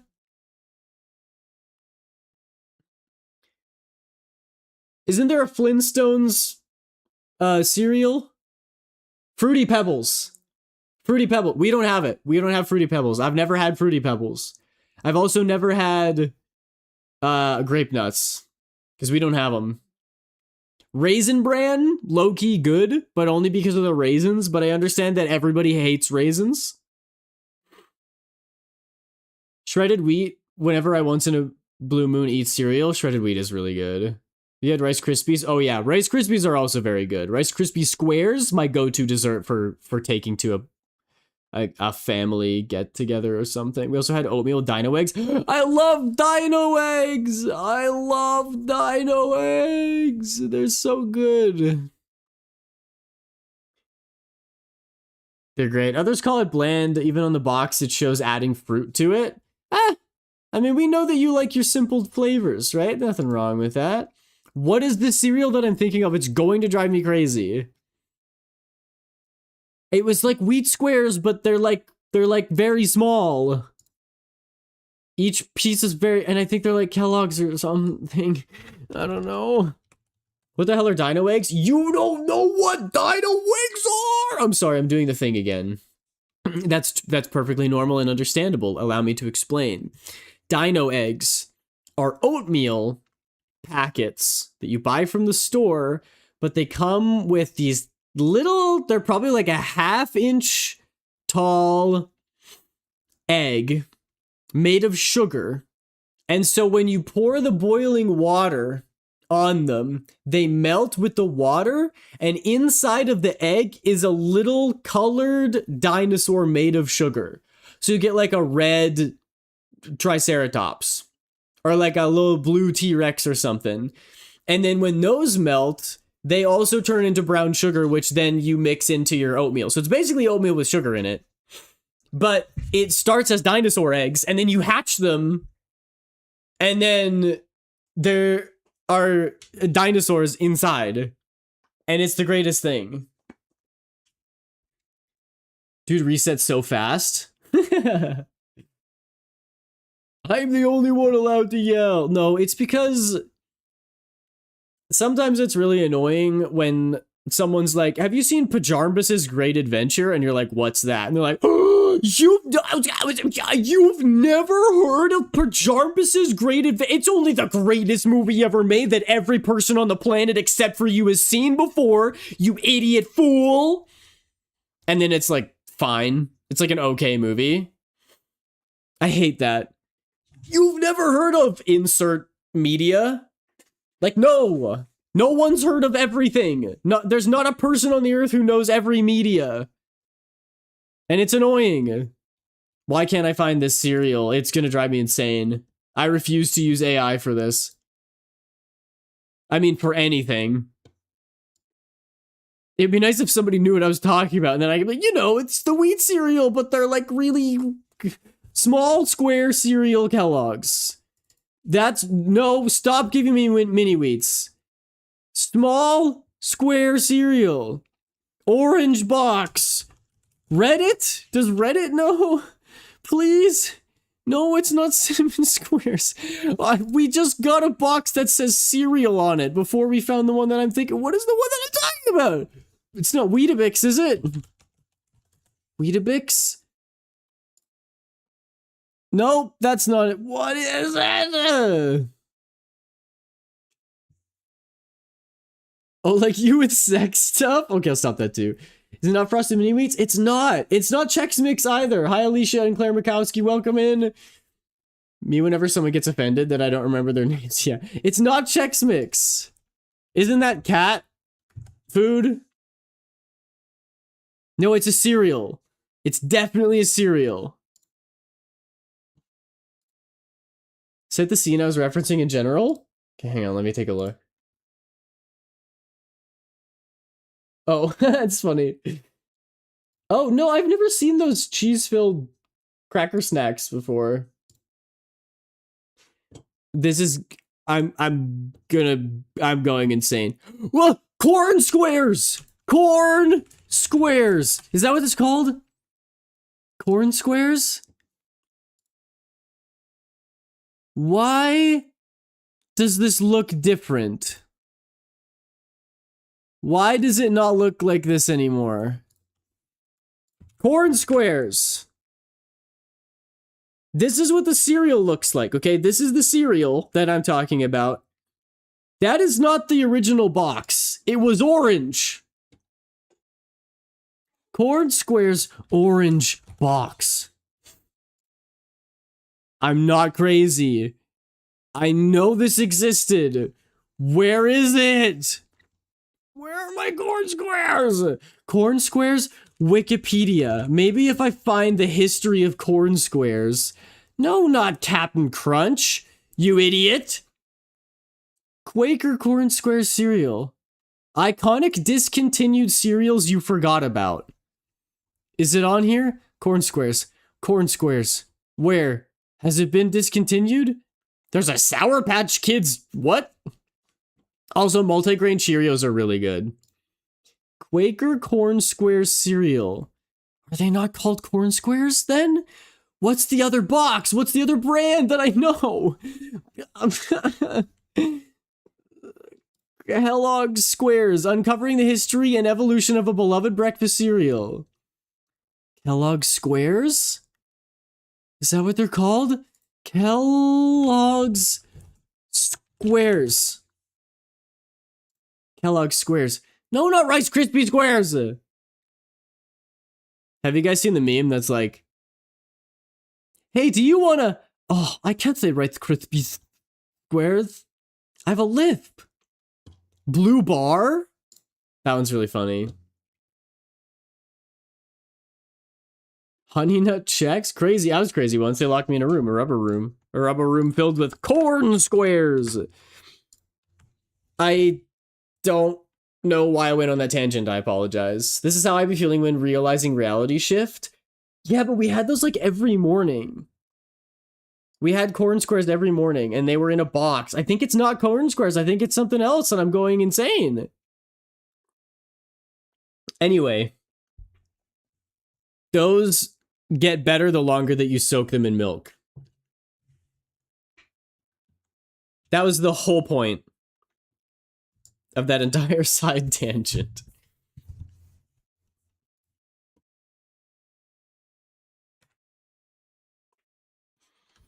Maybe the lightning shouldn't be the same color as like your shirt. That might get confusing. Might make it more, slightly more blue-ish. Back in my day, everyone knew the crazy loop of mine. Now my chat thinks I wrote it and they think it's a song. Your chat thinks it's a song? Wait, that's also a reality shift though, because the crazy loop is not a song. It's a chant.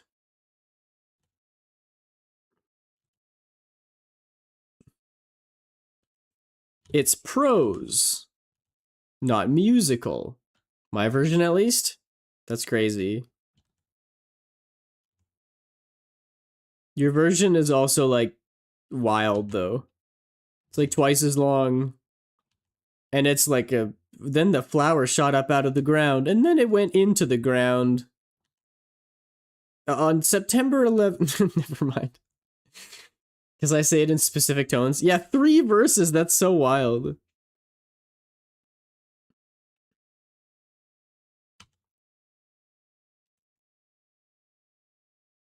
It is kind of like a song, if you got all them verses.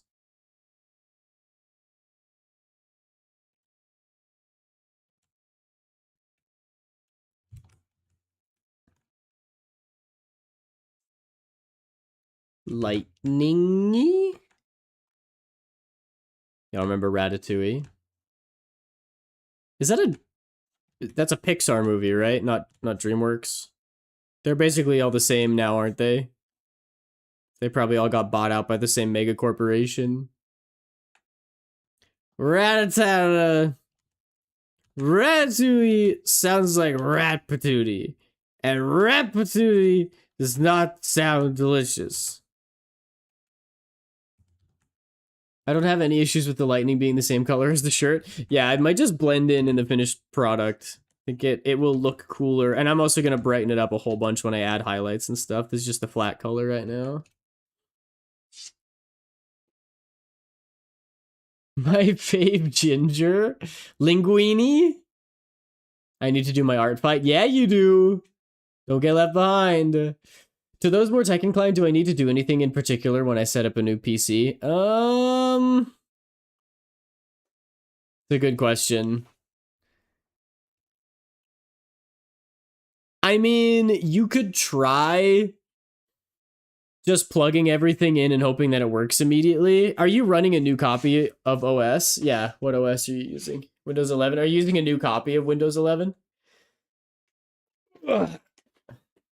Boo! Hey, I use Windows 11.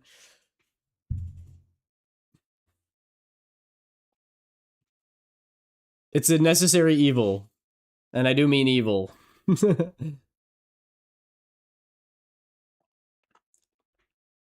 When I made this PC, I assume so it'll be fresh out of the box. It's a pre-built. Okay, that's cool. So you're probably fine then. When I used mine, I used another copy. So I had to like boot off of my BIOS and make sure that it was running off of the right disk. Like if it comes with Windows, you're fine.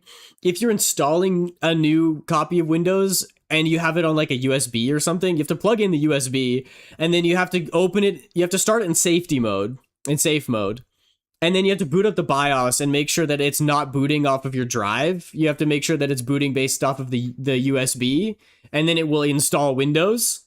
And then when you have Windows installed, you boot up the BIOS again and tell it not to boot off the USB anymore, and instead to boot off your drive, which is where Windows is now installed. And then you can actually use your computer.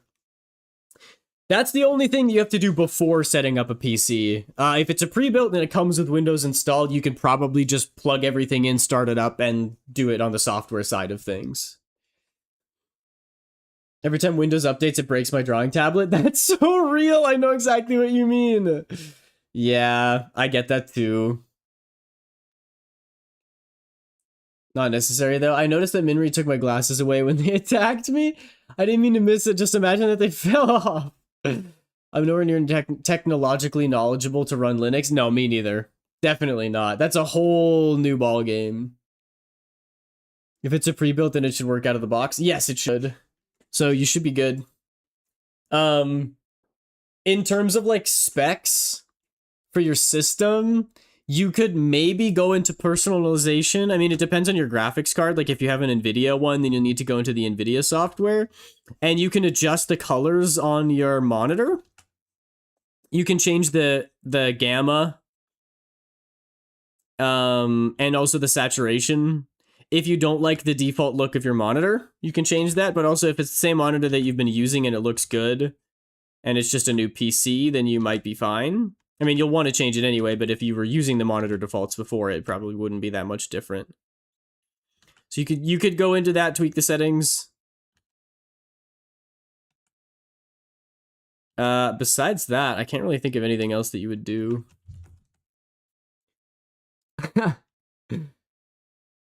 Auto mode is on it today. Go into your settings and go through apps and delete as much bloatware as you want. Yeah, that is true. Go through and disable every AI that Windows tries to stuff down your throat. Like Candy Crush. And Windows_sys64.exe. That's malware. You definitely want to delete that file. Don't actually delete that file.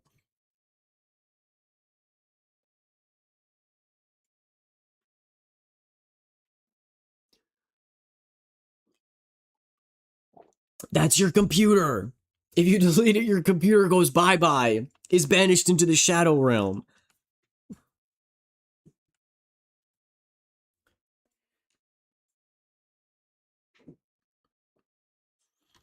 And you're also going to want to go ahead and disable Microsoft Edge and not install Google Chrome and either get Firefox or Brave or Opera GX or one of those ones. And then use DuckDuckGo no AI as your search engine.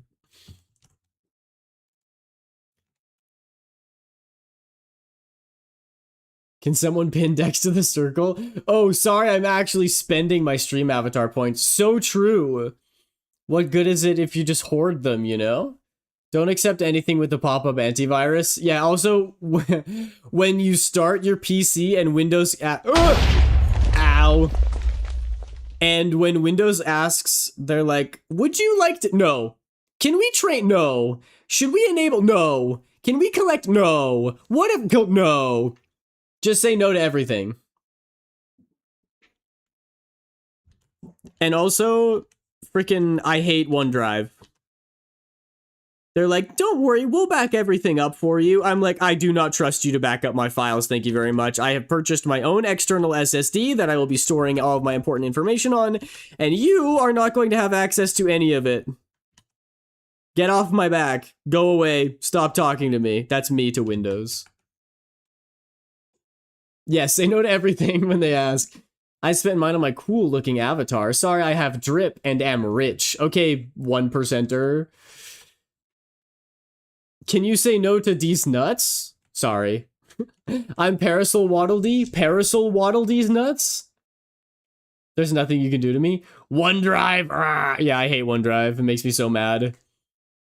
I just like save a file to my computer and Windows like, hey, we can back that up for you. Should we make a copy of it and back it up into the cloud and in a place where you can't access it and it's going to take up a bunch of storage and then you have to pay us if you want more storage? No. Thanks. Actually, no, please don't. She parasol on my waddle till ID. That's a good. We're being attacked. Hi, Comey. Hi, welcome in. So good to see you. How are you? No, she waddle on my parasol till ID is really good.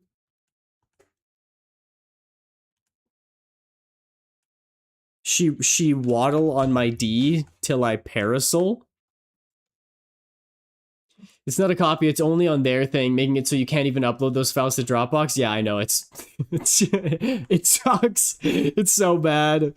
I'm not a fan of Windows, but Basement Dweller be like, I'm not a fan of Windows, but Apple is way worse. IMO.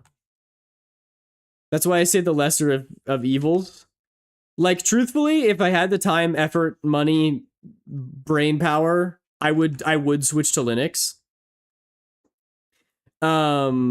But also there are some things that are just incompatible with Linux, or like, you know, at the end of a long day, I want to be able to just like sit down and play a Steam game, and I don't want to have to like be like, oh, that one doesn't work with this. I need to find a new way to port the Steam game. I just truly am too lazy. In a perfect world, I would, or like I'd get that all figured out when I have the energy to, you know? So Linux is obviously the best option. But when it comes to Windows and Apple, I don't like Windows, but Apple is so much worse.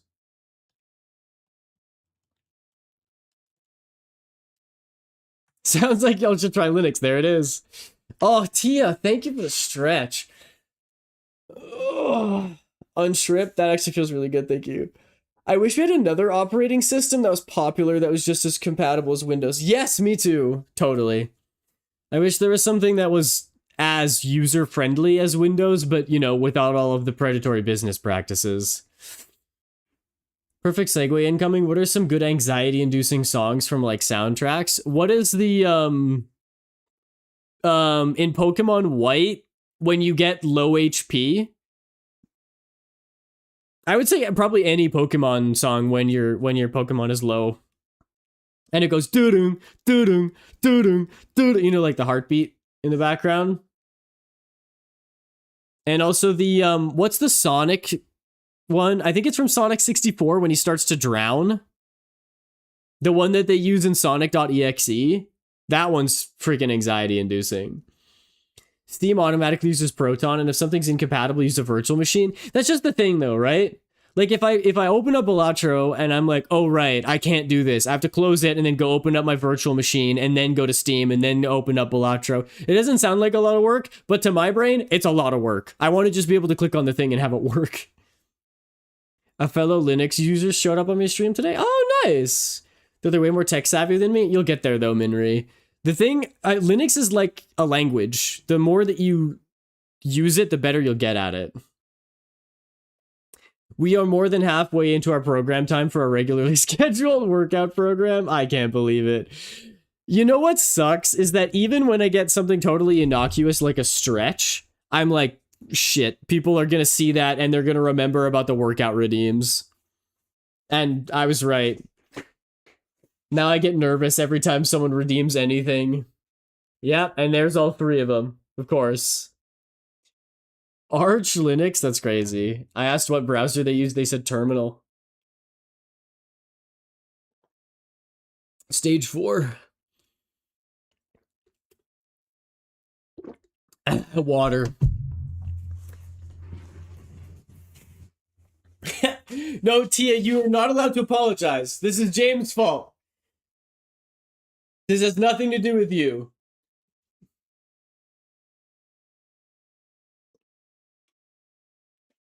There you go. I have to do, what is it, squats first? Yeah, I'm doing squats first.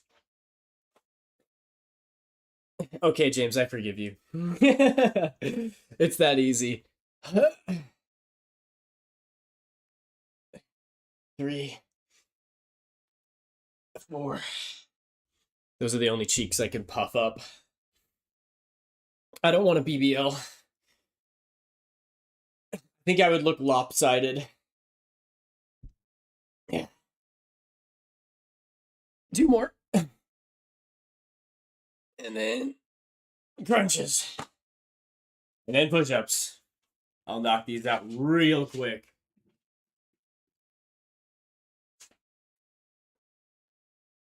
Here we go.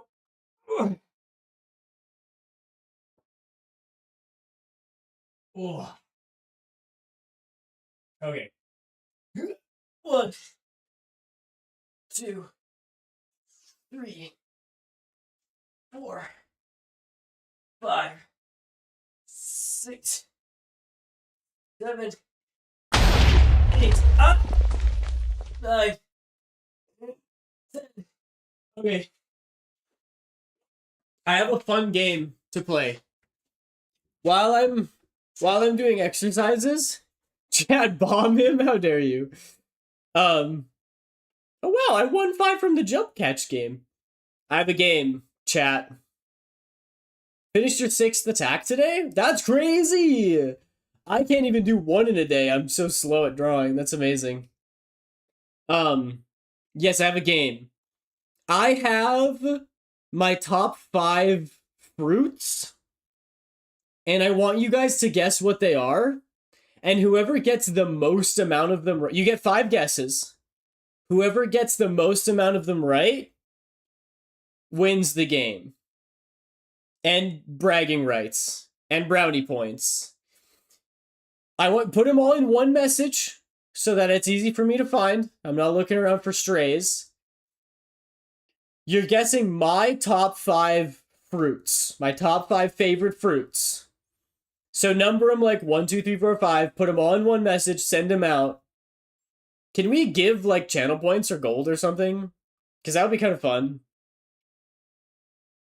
I don't know if we can. You might just have to win bragging rights. I'm going to go do push-ups now. I know what my top 5 fruits are. I'm going to let you guys say them. Then I'll say them. Then I'll check and see who wins. Go. Top 5 fruits.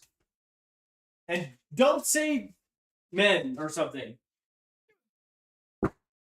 Delete that. I know what you're typing.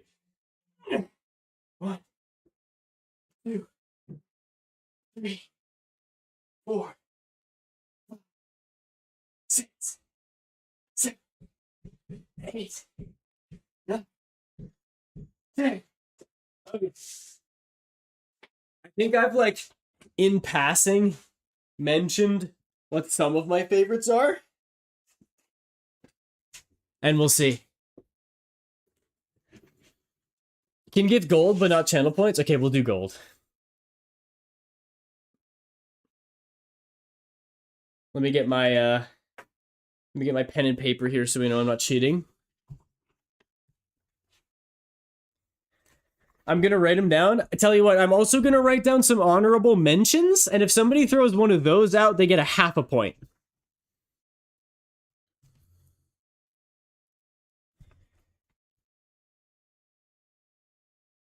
I'm writing them down. Not on the canvas, though. I have a notepad, because if I write it on the canvas, it sort of defeats the purpose.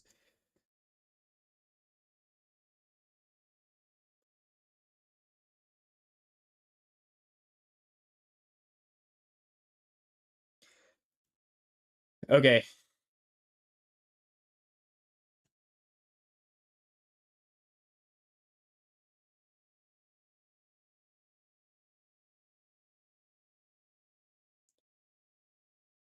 I've got them.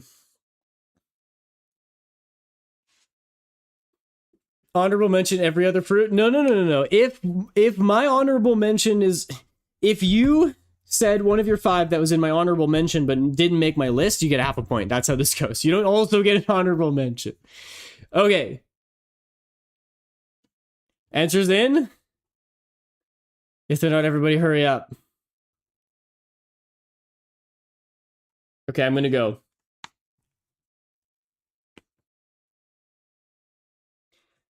My top 5 fruits, along with my 2 honorable mentions. Number 1, apples. Number 2, oranges. Don't compare them. Number 3, pear. I feel like Steve Harvey on Family Feud. Show me pear. Number 4, pineapple. Number 5, mango. Honorable mentions, grapes, and coconut. Again, that is apples, oranges, pear, pineapple, mango, honorable mention, grapes, and coconut. All right. So we're going to go through. Food We're going to Extras see. says 1. Apples 2. Oranges, don't compare them. 3. Pear 4. Pineapple 5. Mango. Honorable mentions, grapes and co-company nut. Co-company nut? Bro. No thanks, I'll do it alone. Wow, I can't believe Dex got all of them. Okay, alright. Let's see. Watermelon is good. The thing about watermelon is, a good watermelon absolutely slaps, but it's hard to get a good watermelon. And then a bad watermelon is like rotten and nasty. You don't want them. It was a little bit of a curveball that strawberry wasn't on my list because I was just talking about how good strawberries are. But I have said on stream before that strawberries like 90% of the time are really bad and they need to be covered in whipped cream for them to be edible. Blueberries are also good. So James got an honorable mention. James got half a point. Dex got kiwis are good too, but don't make the list. Dex got orange and pineapple and grape. So that's 2.5 points for Dex. Anybody else? Did I miss anybody? Oh, Minri got mango and grape, 1.5 points for Minri. And Tia got pear and grape, so 1.5 points for Tia as well. Actually, pretty good. And Alicia got pineapple, pear, and apple. That's 3. So Dex wins with 3.5, but just barely, right? 1, 2. No, wait, Dex got 2.5. Strawberry, kiwi, grapes, pineapple, orange. So the winner is our YouTube viewer, Alicia and Claire Makowski, with 3.5, with pineapple, pear, and apple. Amazing. How much gold we given? We'll go 100. That seems reasonable to me. I can't give gold over there? Oh, really? Even with the stream avatars add-on to YouTube? Can I give it over on YouTube? I can give the command if you add it. I can't add it during stream. But we could also just give them bragging rights. Brownie points. And I owe you 100 gold. I'm not a mod over there. Oh, wait. Can I make you a mod?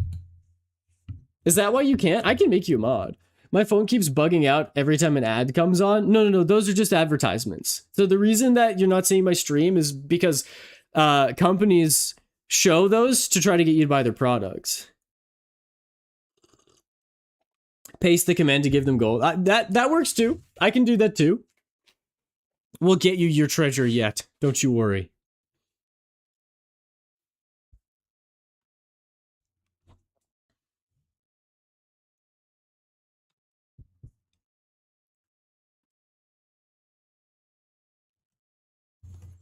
I love doing those top 5s. I don't know why, it's just very funny. Currency add user amount. Okay, so let me try this. Currency add. And then copy and paste the name.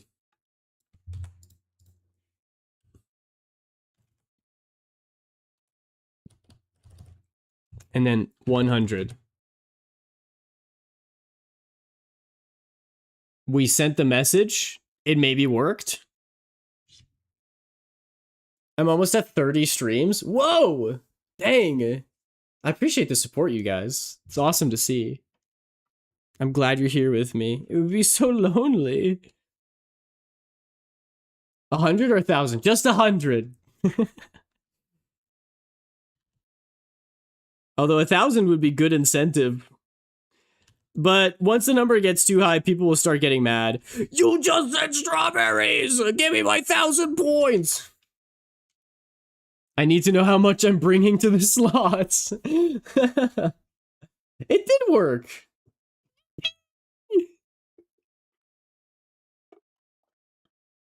I don't know how Stream Avatars works on YouTube. I don't think you have the extension, but I think the commands all still function. I'm like top 10 Aiden viewers. Yeah, probably. At least on Twitch.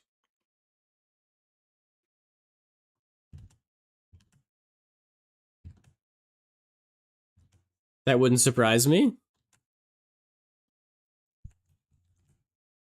Should we do another one? I don't know, chat. I just love talking about myself. What about, hey, congrats to you. Whoa, Ree, the cheerleader, welcome in. Gonna get cabaret in here. I gotta be top 3, right? I think you're probably top 1. Because I know it was a battle between you and Alanix. But I think Alanix is maybe losing. I gotta be top 5, right? It depends.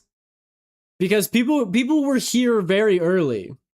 Is the only thing. They might have the seniority advantage. How's it going? I'm doing very well, Ree. How are you? Are you doing ARTFIGHT this year? My current stream streak is 98. That's so wild. At the beginning of stream, when I said it was 100 Minray and 3 the bot, I was sort of exaggerating. I didn't think it was actually that close. I'm doing ARTFIGHT. Yeah! What team are you on?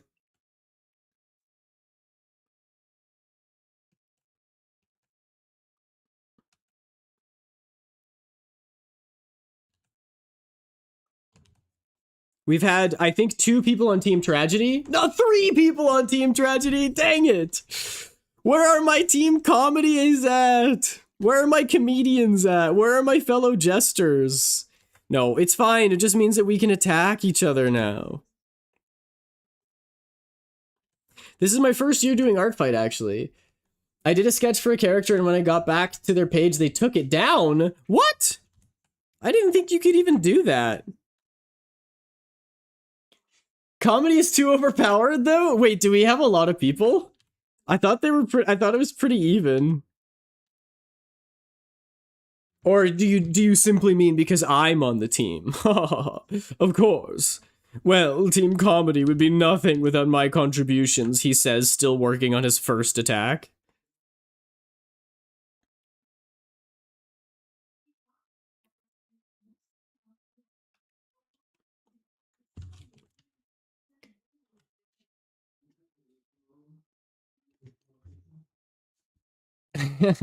It's also my first year. Oh, that's awesome to hear. Good luck. I hope you have a great time doing it and learn a lot. War tragedy. Yeah, you were catching every stream too. That's also true. So is Minry's also tragedy? Minry, Alanix, Small, Dex, and then me. James, were you here before Dex? ARTFIGHT's giving me FOMO, which is really annoying because I hate making art. That is quite a conundrum. I think comedy has a lot of people. Well, it seems like tragedy has a lot of people. Everybody here's tragedy. I've been summoned. Who calls me? What does chat need? That's why the Knicks are champions.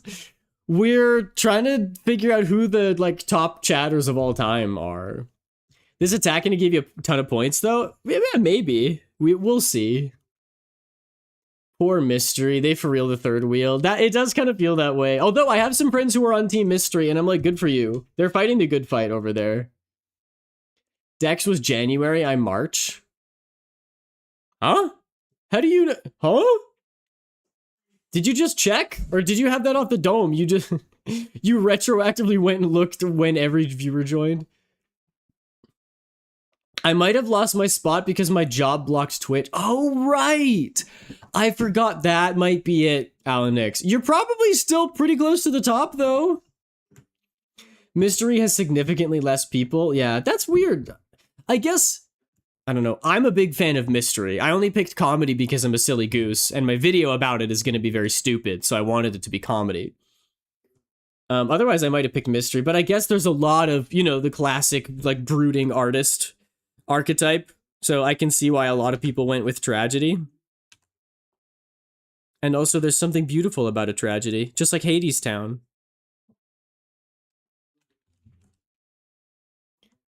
I can check when they follow, not when they join. Oh, I see. I swapped my Streamlabs leaderboard extension and countdown extension with a Stream Elements extension that does both. Oh, for countdown. What, countdown? My internet on my phone is shitty at work too, so I can't use my phone. Dang, I'm so sorry, Alanix. It was no fault of your own. You've been robbed.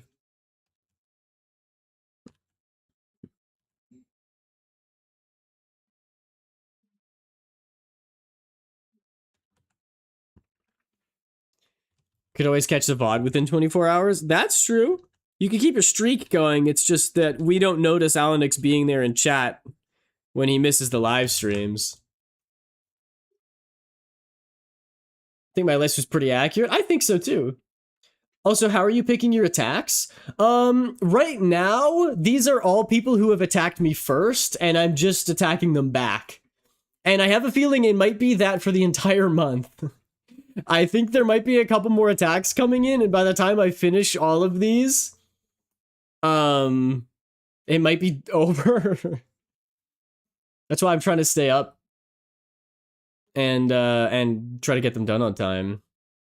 Oh, countdown to your next stream, I think. Tia, take a picture of your own hands and use those. I'm going to continue hating in the shadows, and you know what? I'm glad to hear it. I know in my heart that if it's quiet, there's hatred going on. It's just quiet hatred. What's your art fight? It is Aiden Sketches. Should be the same as my Twitch username, I believe. I'm choosing ones that I have an idea for. It's also good. For my attacks, I look through the newly added characters and see who I vibe with. That's cool too. I can draw whoever, but then it would look the exact same. I want to at least change their drawing slightly. Yeah, for me, it's like finding interesting character designs where I like how they look, you know, like their fashion or whatever, and then putting them in cool poses. That's what I'm going to try. Good morn, Mythica. Was today your last message to James? Your last good morning? The newly added characters page is a trap. Wait, why is that? Why is it a trap? Is it because you can just get stuck in there and sink so much time into it?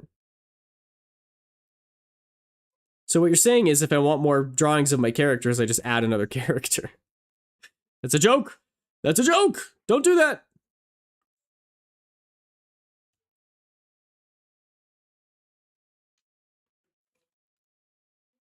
I have so many bookmarks now. It's funny.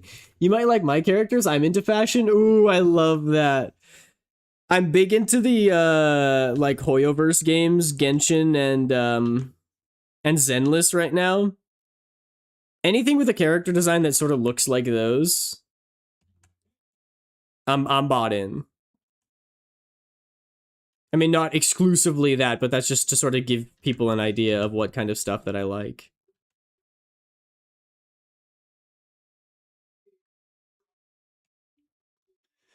I don't bookmark, I just scroll till I see something and click on it and then I do it. That's awesome. Truly leaving it up to RNG, and I respect it. I love Genshin, but my phone can't handle it. Yeah, it's also like 100 gigabytes or something crazy. It might be like 70, but still. I know on mobile, at least, if you finish a quest, you can delete those files to make it take up less space, but they don't let you do that for PC for whatever reason, which I find very bizarre. I would love if Genshin didn't take up a tenth of my entire storage.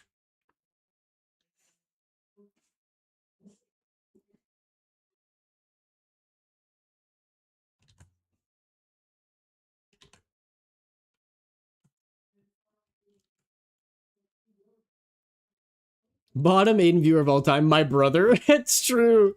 They've probably been in here like twice. Thoughts on Minri's fashion? It's cool. I like it. I like how it's a lot of people's OCs have a tendency to do too much. They're like, oh, my character is a dragon princess who's also an alien and a cyborg and a demon werewolf. And then you look at the design and you're like, what's going on here? Like, I have no idea what's happening. It's just, I'm being flashbanged. I like how the design is more simple. Like, this is something that you could wear out on the street and no one would bat an eye. With heterochromia, yes, of course. I thought Aiden was the bottom of all time. Guys! I took the test. Okay, I'm vanilla. Currently obsessed with Twisted Wonderland. Dude, I cannot draw those. I get confused. Well, yeah, that's another thing too, right? Like, if other people are trying to draw your OC with like a million things going on, they're probably going to miss details. I like designs that are a lot simpler. I mean, obviously, like, look at me. I could have gone whole VTuber mode and given myself, like, you know, 2 hats and an undershirt with a compression shirt and then a sweater with a jacket and then you could just do a lot. And I went, what about overalls?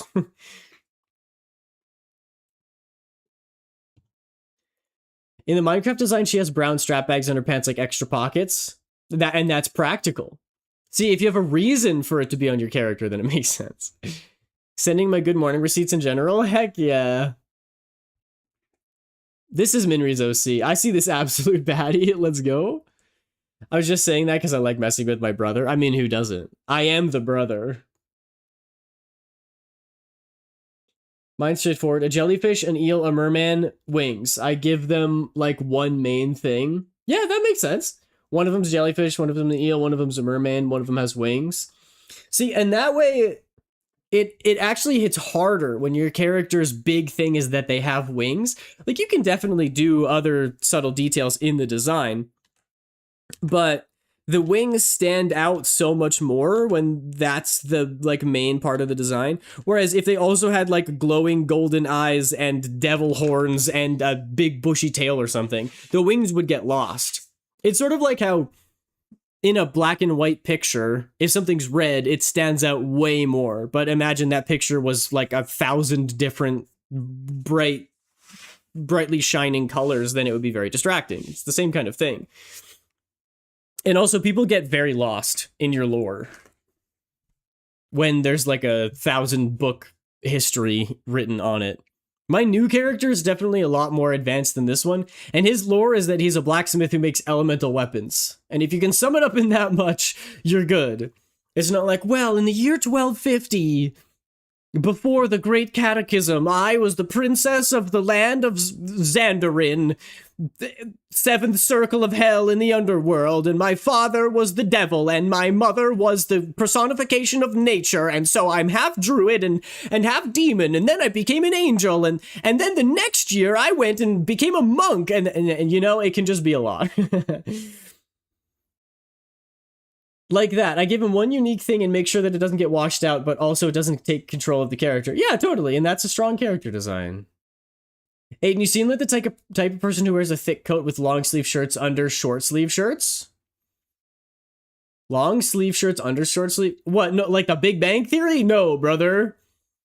I'm the kind of person to wear a nice polo with dress pants. And a chain. That's me. Outfit was originally designed to be her look for a zombie apocalypse, but then I stuck with it and it became her main look. That's cool. That lore sounds so awesome, though. But here's the thing. You can have all of that lore in your world, but when all of the amazing things happen to the same one character, it ruins the suspension of disbelief. And also, it's just, like, way too much going on. Not Minri being a princess from the underworld with death as her father, but that's the thing. That's her thing. You're not also a druid who is also a paladin, who is also a cyborg. You know? Pick a lane. I'm gonna squish Aiden like this? No! My favorite character, the jellyfish one's lore, basically summed up is her family was horrible and she ended up being a schemer because of it. There you go. Summed up nice and easily. I've just seen too many OCs that are like, there's way too much stuff going on.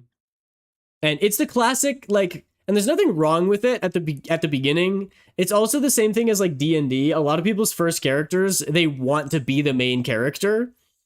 And so like you make yourself the strongest being in the universe, but then like if that character were actually part of a comic or something, it'd be the most boring comic ever.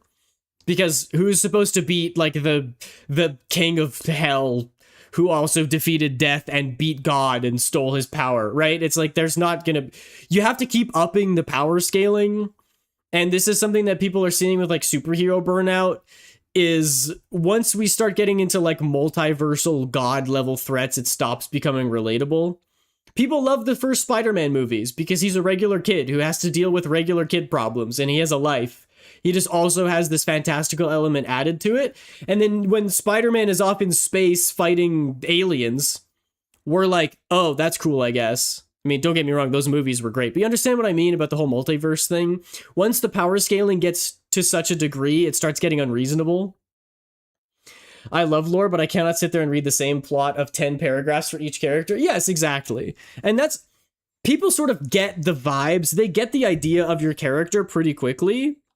Like if I say, oh, I'm a blacksmith who makes elemental weapons, you're like, okay, cool, I get it. You make like fire swords and stuff. And you can imagine like me being at the smithy and making different kinds of blades and then going out and selling them. And like, you can kind of have fun with it.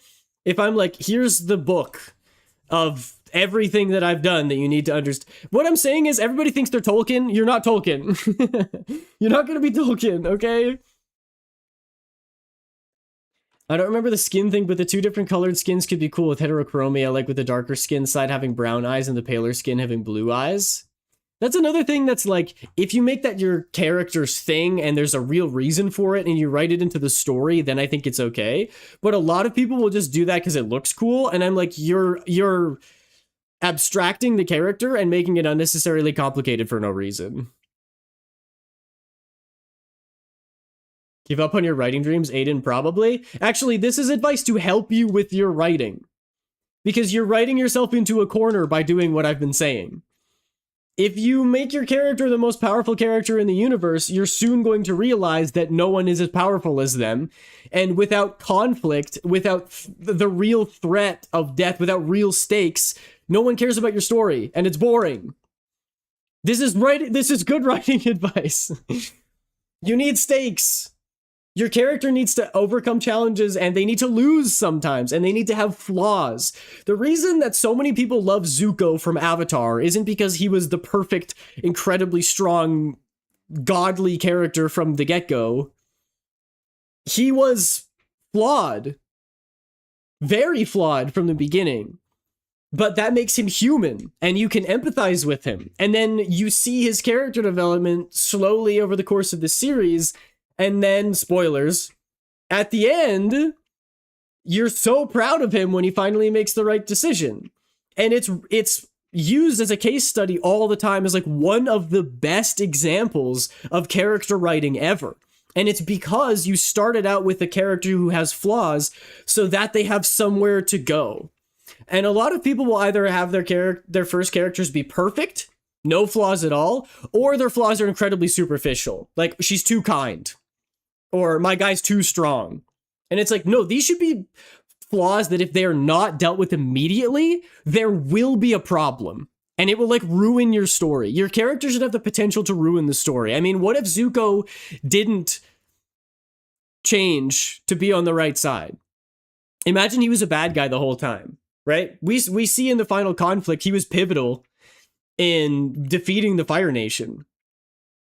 That's a real character flaw, one that if not dealt with can actively destroy your story. And that's what I mean by stakes. Your reader should be like, "Oh, this is really bad. I need to know how this gets dealt with, because if it doesn't, it could have catastrophic consequences." If you're just like, "Yeah, my girl's too beautiful." Your reader's like, "Okay, that's not going to that's not going to do anything. It doesn't matter."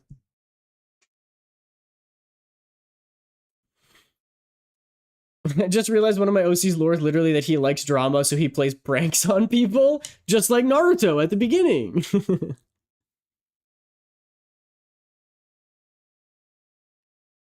Minri struggles with the mortality of the fragmented memories and trails of distraction, and then gives 400 gold to Mythica.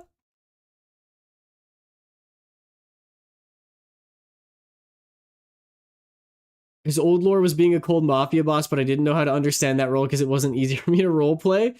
That works too. Changing it so that you can understand it better. Wow, Minri, what a G.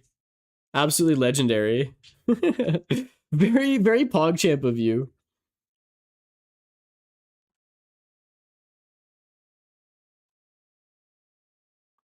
Naruto's actually a great example. I say that as a meme. But that is a really good example of character writing.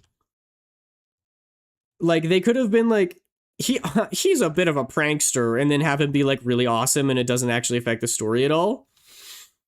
But like, he was failing all of his classes, and so he was rejected by all of his classmates, which is like the whole story of Naruto. Like, everything takes off from there. His relationship with Sasuke. It's really funny how I'm like meta-analyzing Naruto now, but to be cringe is to be free, right? A lot of elements of the story hinge on the fact that if Naruto didn't get better, if he didn't start working hard, things would have gone a lot differently.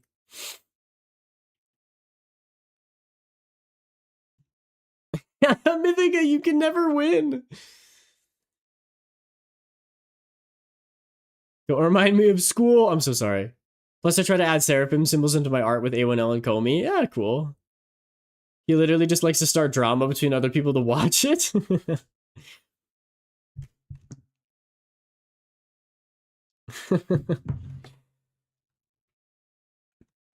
And that's not to say that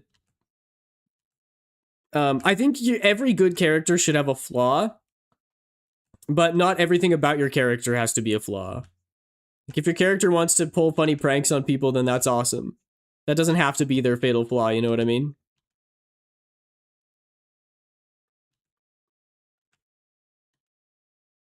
They can be cool in every way except for one, but that one way that makes them not cool should be very serious. Like how he never gave up when learning the Rasengan. Yeah, exactly. If he stayed that same failure dropout, he wouldn't have learned any of his abilities and wouldn't have done all the amazing things that he does throughout the series and protected all the people who he protected. A lot of people would have died if Naruto didn't tackle his flaw. And there's also some really subtle flaws in there as well that get addressed in a really profound way. Ew, gross. Have fun with breakfast, Mythica. Have fun with breakfast. Enjoy eating breakfast, I should say. We always see Naruto as like sort of a like headstrong but optimistic character. I mean, he does get down on himself sometimes. But there's an arc in Shippuden where he like sees himself in the waterfall and has to like go to this like alternate version out and then like give it a hug. And it cuts back to like him talking to Kurama and him like being like, "I'm gonna come after the hate in your heart." And at that moment, he's like, "I have to go after the hate in my own heart too, because it's been bubbling up for a long time." Which is really cool because you see Naruto getting rejected by everybody else in the village, but you don't realize how much of an effect that has on him until that arc. When he talks about the hate that's been stewing up in him, and you're like, yeah, he never shows it, but actually it makes a lot of sense. And he talks about like it could have been catastrophic if he allowed that hate to consume him like it did with Sasuke. And you're like, damn, I didn't even think about that, bro. Oh, what a good show. Astrid, welcome in. I actually naturally like villains more, so I make my characters bumholes. Oh, villains are the most fun to write by far. Also, breakfast. It's 9:30 p.m. here. I'm going to sleep soon, bruh. Yeah, we have viewers from all over the place. Yumi has many flaws due to trauma, but she finds comfort in knitting in her adoptive family. Changing Alice to be a mother figure to all my OCs because Alice is a mom to a baby girl named Peach. That's cute. Hi, Astrid. Welcome in. I'm doing well. How are you?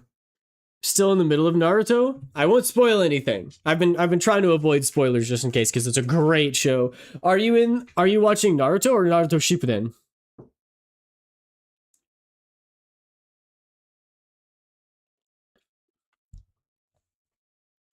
The OG. Oh. Oh. Naruto is the one show where, like, if I could forget it and go back and watch it all for the first time, I definitely would. There's a lot of other shows where I'm like, yeah, it was good. I don't need to like re-experience it for the first time. It was good enough. I'm happy with where I'm at. But Naruto is one where I'm like, holy crap, it was so good. How are you, Astrid?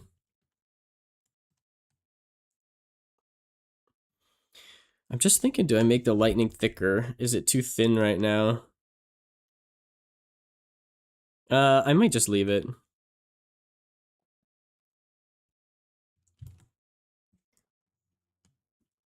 And then try to do like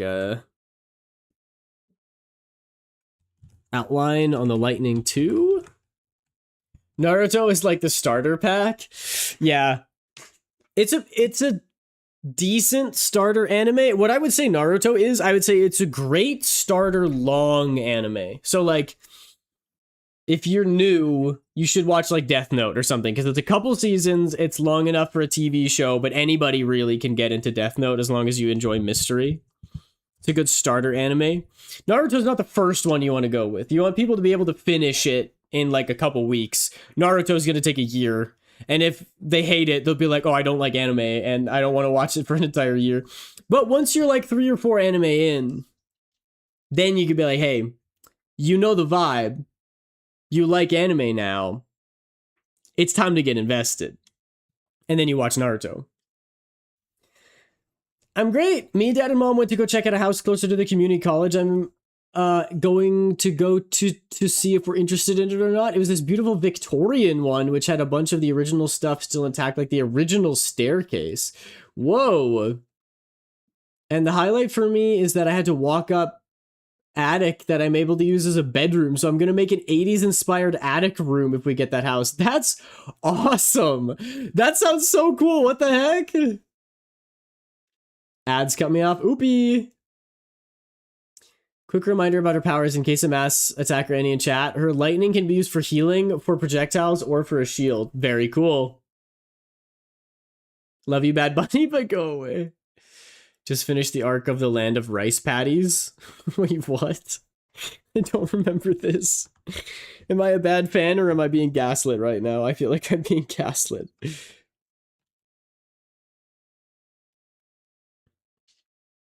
I actually like tragedy better than mystery. Yeah, that's fair. To each their own. Hence the ARTFIGHT team, right?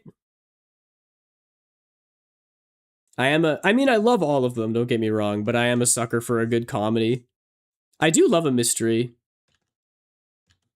I want to watch Monster. That's a big one on my list. I need to finish Assassination Classroom.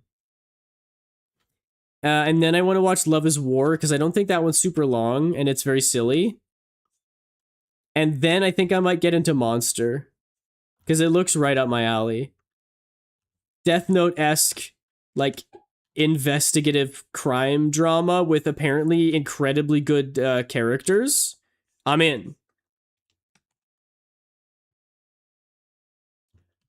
I like all but tragedy can't be beat personally. Very understandable.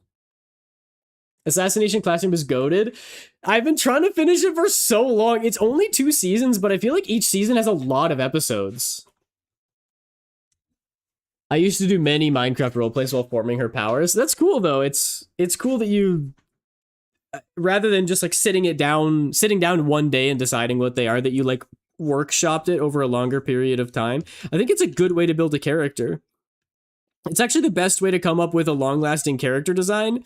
You find something you think is cool and you draw it, and then you sit down and you change it. And you do that for weeks. And then you take your favorite aspects of all of the designs that you've made and you combine those, and then you keep doing that over and over again until you come up with something that you like more than anything else. Which is part of the reason I have so much trouble sticking to any of my designs. It's why I'm like constantly redesigning my Persona and Maiden, because I've only designed them a couple times, and I know that the more I design them, the more ideas I will come up with. And as I come up with more ideas, their designs will naturally get better. And then I can combine those better ideas to make an even better idea, you know, so on and so forth until I've come up with the character design just the way I like it.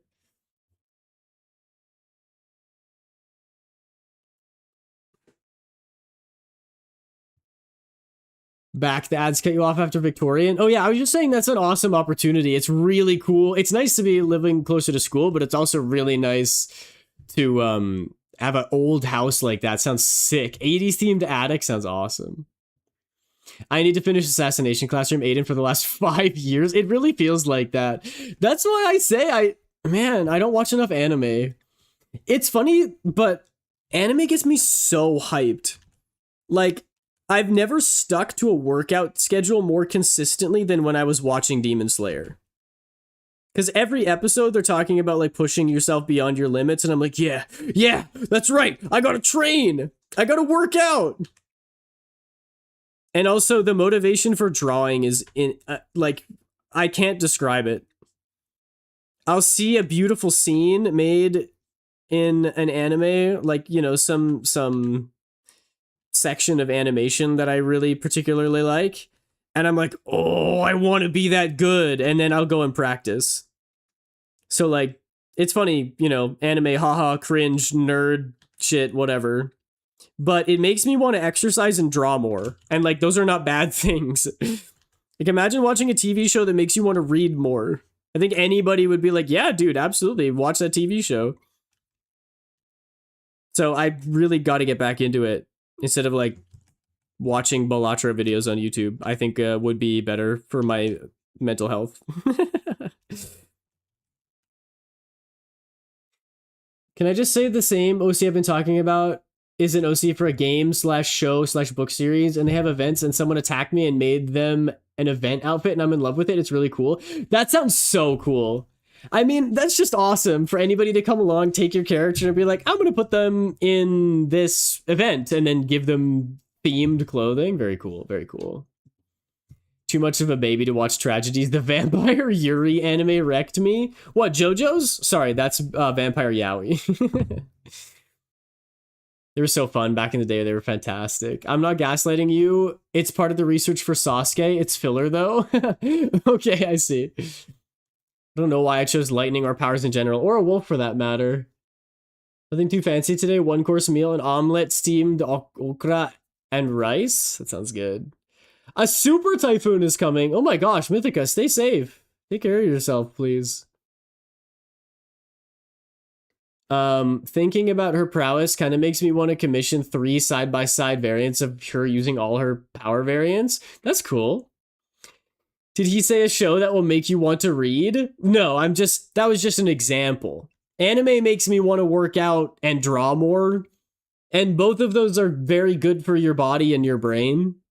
So I was using another example of something that's also good for your brain. Like, imagine if watching an anime made you want to read books. It's like how Haikyuu makes people want to play volleyball.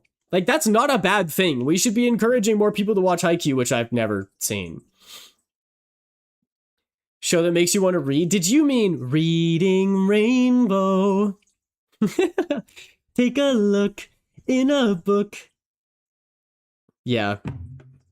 I can do anything. Take a look in a book. Reading Rainbow. What a banger. I loved Reading Rainbow as a kid. I watched that. I watched Mr. Dress Up. I watched Mr. Rogers. I watched Bob Ross. Truly the goated lineup of childhood shows. Trap Remix. Oh no. The Electric Company. Yeah, I watched that too. I've heard of Between the Lions. I don't think I ever watched it though. Twisted Wonderland makes you want to read. That's a game and a book series. Oh, interesting. The OG or the reboot? I think it was the OG.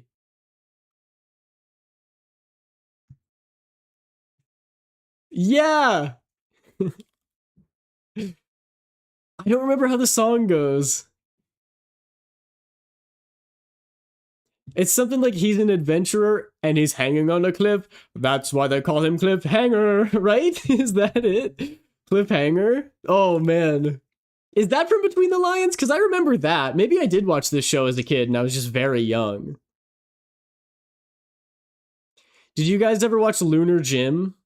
Lunar Jim, let's get lunar! Lunar Jim, let's blast off! Cliffhanger, hanging from a cliff, and that's why they call him Cliffhanger. Yeah, maybe that's the one. Or the, Koala Brothers. They're the Koala Brothers. They're the Koala Brothers. Help is on its way.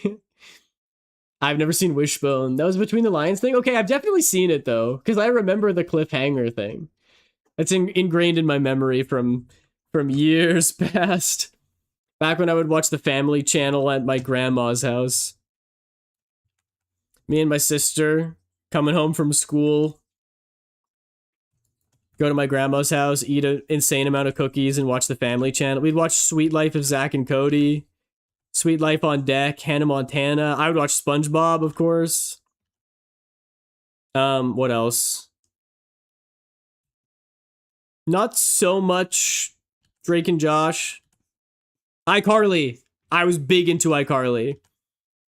You are grounded for till college. For till college. For till college. Oh, Jerry Trainer. My love. My Shayla. That's one of the only things I remember from it, too. I guess Cliffhanger is very iconic. Jane and the Dragon? Maybe? I remember Maggie and the Ferocious Beast more than that one, though. And, Dragon Tales. Dragon Tales, Dragon Tales. Something, something, Dragon Tales.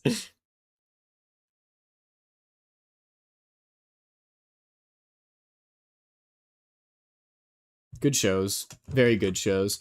Finished an attack. Good job, Ree. I am so slow. But you know what? I'm not being a perfectionist about this, and it's very freeing. I was like, I don't know if I like the blue around the outside. And then I said, you know what? Doesn't matter. I'm going to do it anyway. Because I have a habit of second guessing myself before I even finish something. And then being like, no, I'm going to erase it. I'm not going to do it. What if it looks really cool at the end? Like, trust the process, right? I haven't seen Zoom either. Rosa, I'm so sorry. I'm uncultured. It really was just the Family Channel for us. Zoe 101? You guys remember Zoe 101? Or H2O Just Add Water? Or nor clear the condensation. Screaming and old. Name sounds familiar, yeah. How does the H2O Just Add Water theme song go? Something about a girl and water. I just have Lunar Jim stuck in my head. I can't say. Also, Poco? Do you guys remember Poco? He had a little magic rainbow crayon, and anything that he drew came to life. 25th attack done on my 26th? That's crazy. Are you doing headshots? Please tell me you're doing headshots. Zaboomafoo! I love Zaboomafoo! We had a freaking Zaboomafoo PlayStation 2 game. You remember Poco? Yeah, let's go! I have not seen Mako Mermaids. full body and you've done 26 in 7 days? That can't be possible. That's insane. That's so fast.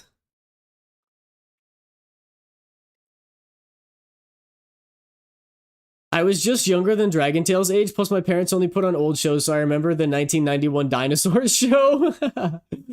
I'm worried. Oh, yeah. I'm no ordinary girl. That sounds familiar. Just finished ARTFIGHT Attack. Okay, very good, James. I'm on my 26th. Yeah, that's what you said. That's crazy. Wild Kratts? Oh my gosh. Yes, they had a PlayStation 2 game for Zaboomafoo. It low-key went kind of hard. Same world as H2O, but later, and natural-born mermaids exploring land. Whoa. I don't remember Daniel Tiger's Neighborhood, but I remember American Dragon. Is that what it was called? And George Shrinks and Flat Stanley. They really just liked body horroring a guy. George Shrinks and Flat Stanley. That's body horror. You know those YouTube playlists that show a price of art for like 2 seconds? I drew those while playing song to get faster and it freaking worked. I don't know those.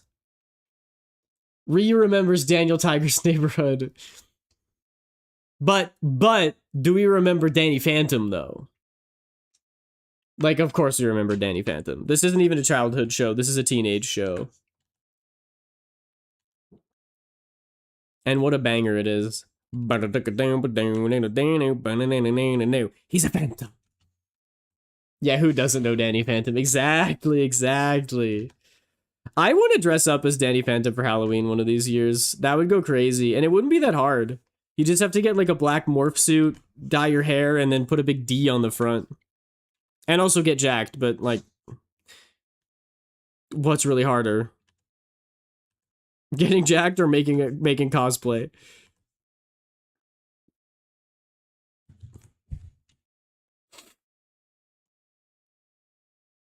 You remember Flat Stanley? Ah! You do remember Danny Phantom? Let's go. Everybody remembers Danny Phantom. I don't think I would call him jacked. Future him, maybe. Yeah, future Danny is yoked. I guess he is kind of a twink. So I could definitely pull it off. Super Robot Monkey Team Hyperforce Go! Does anyone remember that? No, but it reminds me of Team Super Alpha Wolf League Squadron. From, what is that, Shrek the Third?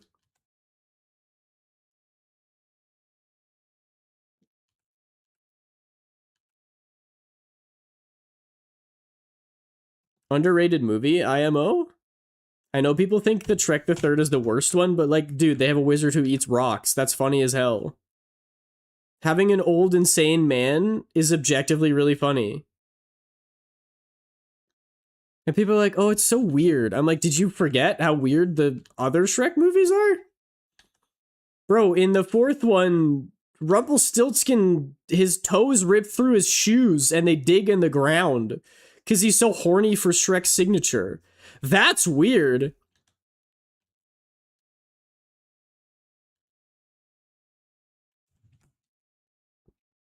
Sorry, Rosa. Why are we remembering all these references? It's a cascading effect. Once you remember one childhood show, all of the other ones come flooding in. I keep seeing Rumpel edits on TikTok. Yeah, he's a hear me out, unfortunately.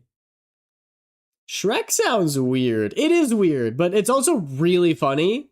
And they use the Proclaimers music in the first movie, so I'm in.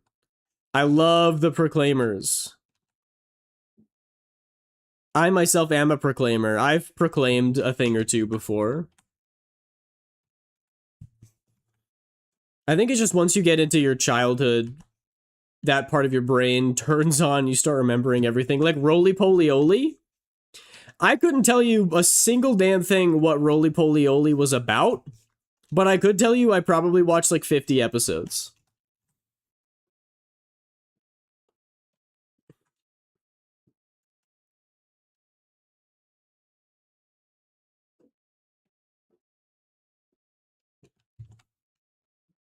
I've only seen Shrek the Musical and the Puss in Boots movies. The Puss in Boots movies are goated. I don't think I've seen... Is there a second one? I saw the first one. First Puss in Boots movie. It was really good. I really like the animation style that they sort of took inspiration from the Spider-Verse movie.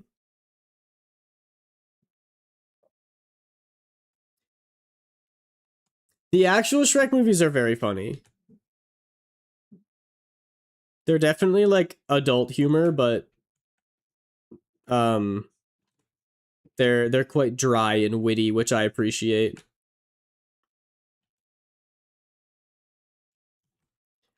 Yeah, roly poly oly, let's go. The Puss in Boots movies are really good. I want to watch the new Spider-Man movie coming out on the 31st.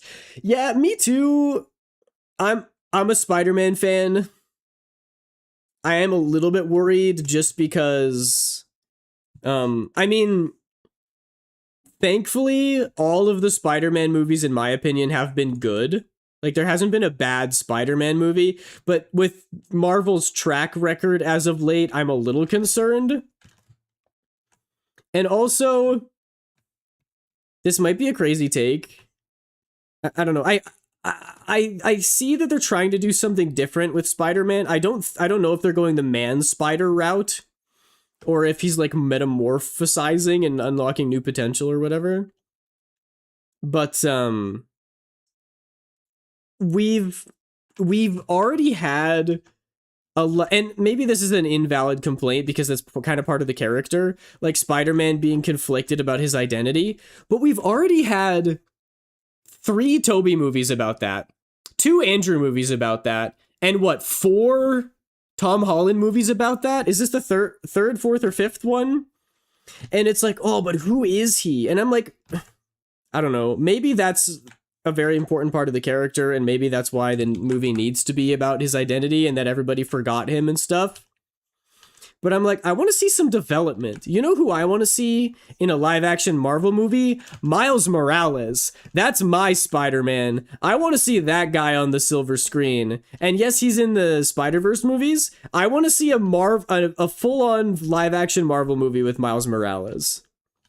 I want to see him with Peter Parker. You know, the whole do what the Spider-Man games did on PlayStation and do that on the movie screen. I would love that. I love Miles Morales. Who's everyone's favorite Spider-Man? Never really been a Spider-Man fan? That's fine. There's nothing wrong with that. I watched the animated series when I was young, and that's when I discovered what Man Spider was, and I really hope that's not the movie. Yeah, we're talking Shrek. Brand New Days is supposed to be better? Okay, fingers crossed. I hope so. Who's everyone's favorite ninja? It's gotta be Jay. It was Cole growing up, but now it's gotta be Jay. There are so many other Spider-Man movies we could do for real. Yeah, I get that. Give me Superior Spider-Man. Give me Moreland. Miles, yes! Tim Spider-Verse, everyone forgets about Peter Parker, and that's pretty much what we're gonna see in this new movie. Yeah, this is after everybody's forgotten who he is. And I really don't want another movie of people learning who Spider-Man is. I need to follow you in art fight if you're doing it. I am! This is for an art fight. How are they going to bring back the exaggerated swagger of a black teen to the... How are they going to bring the exaggerated swagger of a black teen to the silver screen? I don't know, maybe hire a black person to do it? That would be a good idea. They don't even have Norman in the Marvel Spider-Man, and he's central in Miles' story. Well, yeah, but, like, Miles was always the one to open up the multiverse, right? Not saying that, yes, it is Aiden Sketches. Not saying we need more multiverse stuff, but, like, brother, you can write the movie. If you want Norman in the movies, you can do that. You can bring him in for Miles Morales. I see that wheel spin. With 2 minutes left in stream. I think it's refreshing to reinsert the old Spider-Man nostalgia. Yeah, I think it might also... I'm also biased because Tom Holland is my least favorite Spider-Man, which I know is controversial. Yeah, it's German for the last 5 minutes. Okay, hang on. Let me get the timer started. And then we'll talk about the Spider-Man. Okay, so he's like my second favorite. Okay, well, there's only 3, so I think, in my opinion, I think they made the Tom Holland Spider-Man a little bit too cute. And here's what I mean by that. Okay, so you have Tobey Maguire, and he is kind of a jerk in his movies, but that's because as Peter Parker, he's not supposed to be likable. He's not really a likable character. He's a bit of a social outcast. And when you watch those movies, you're like, oh, I see why. I understand why he's a social outcast. Because he's kind of a dick. In the Andrew Garfield movies, they also made him cute. Like, they made him very, very likable as Peter Parker. But he is also the best Spider-Man. He had the most quips. You know, there's the line, oh no, my only weakness, small knives. Very funny, very funny. Andrew Garfield is my favorite. He is a perfect Spider-Man.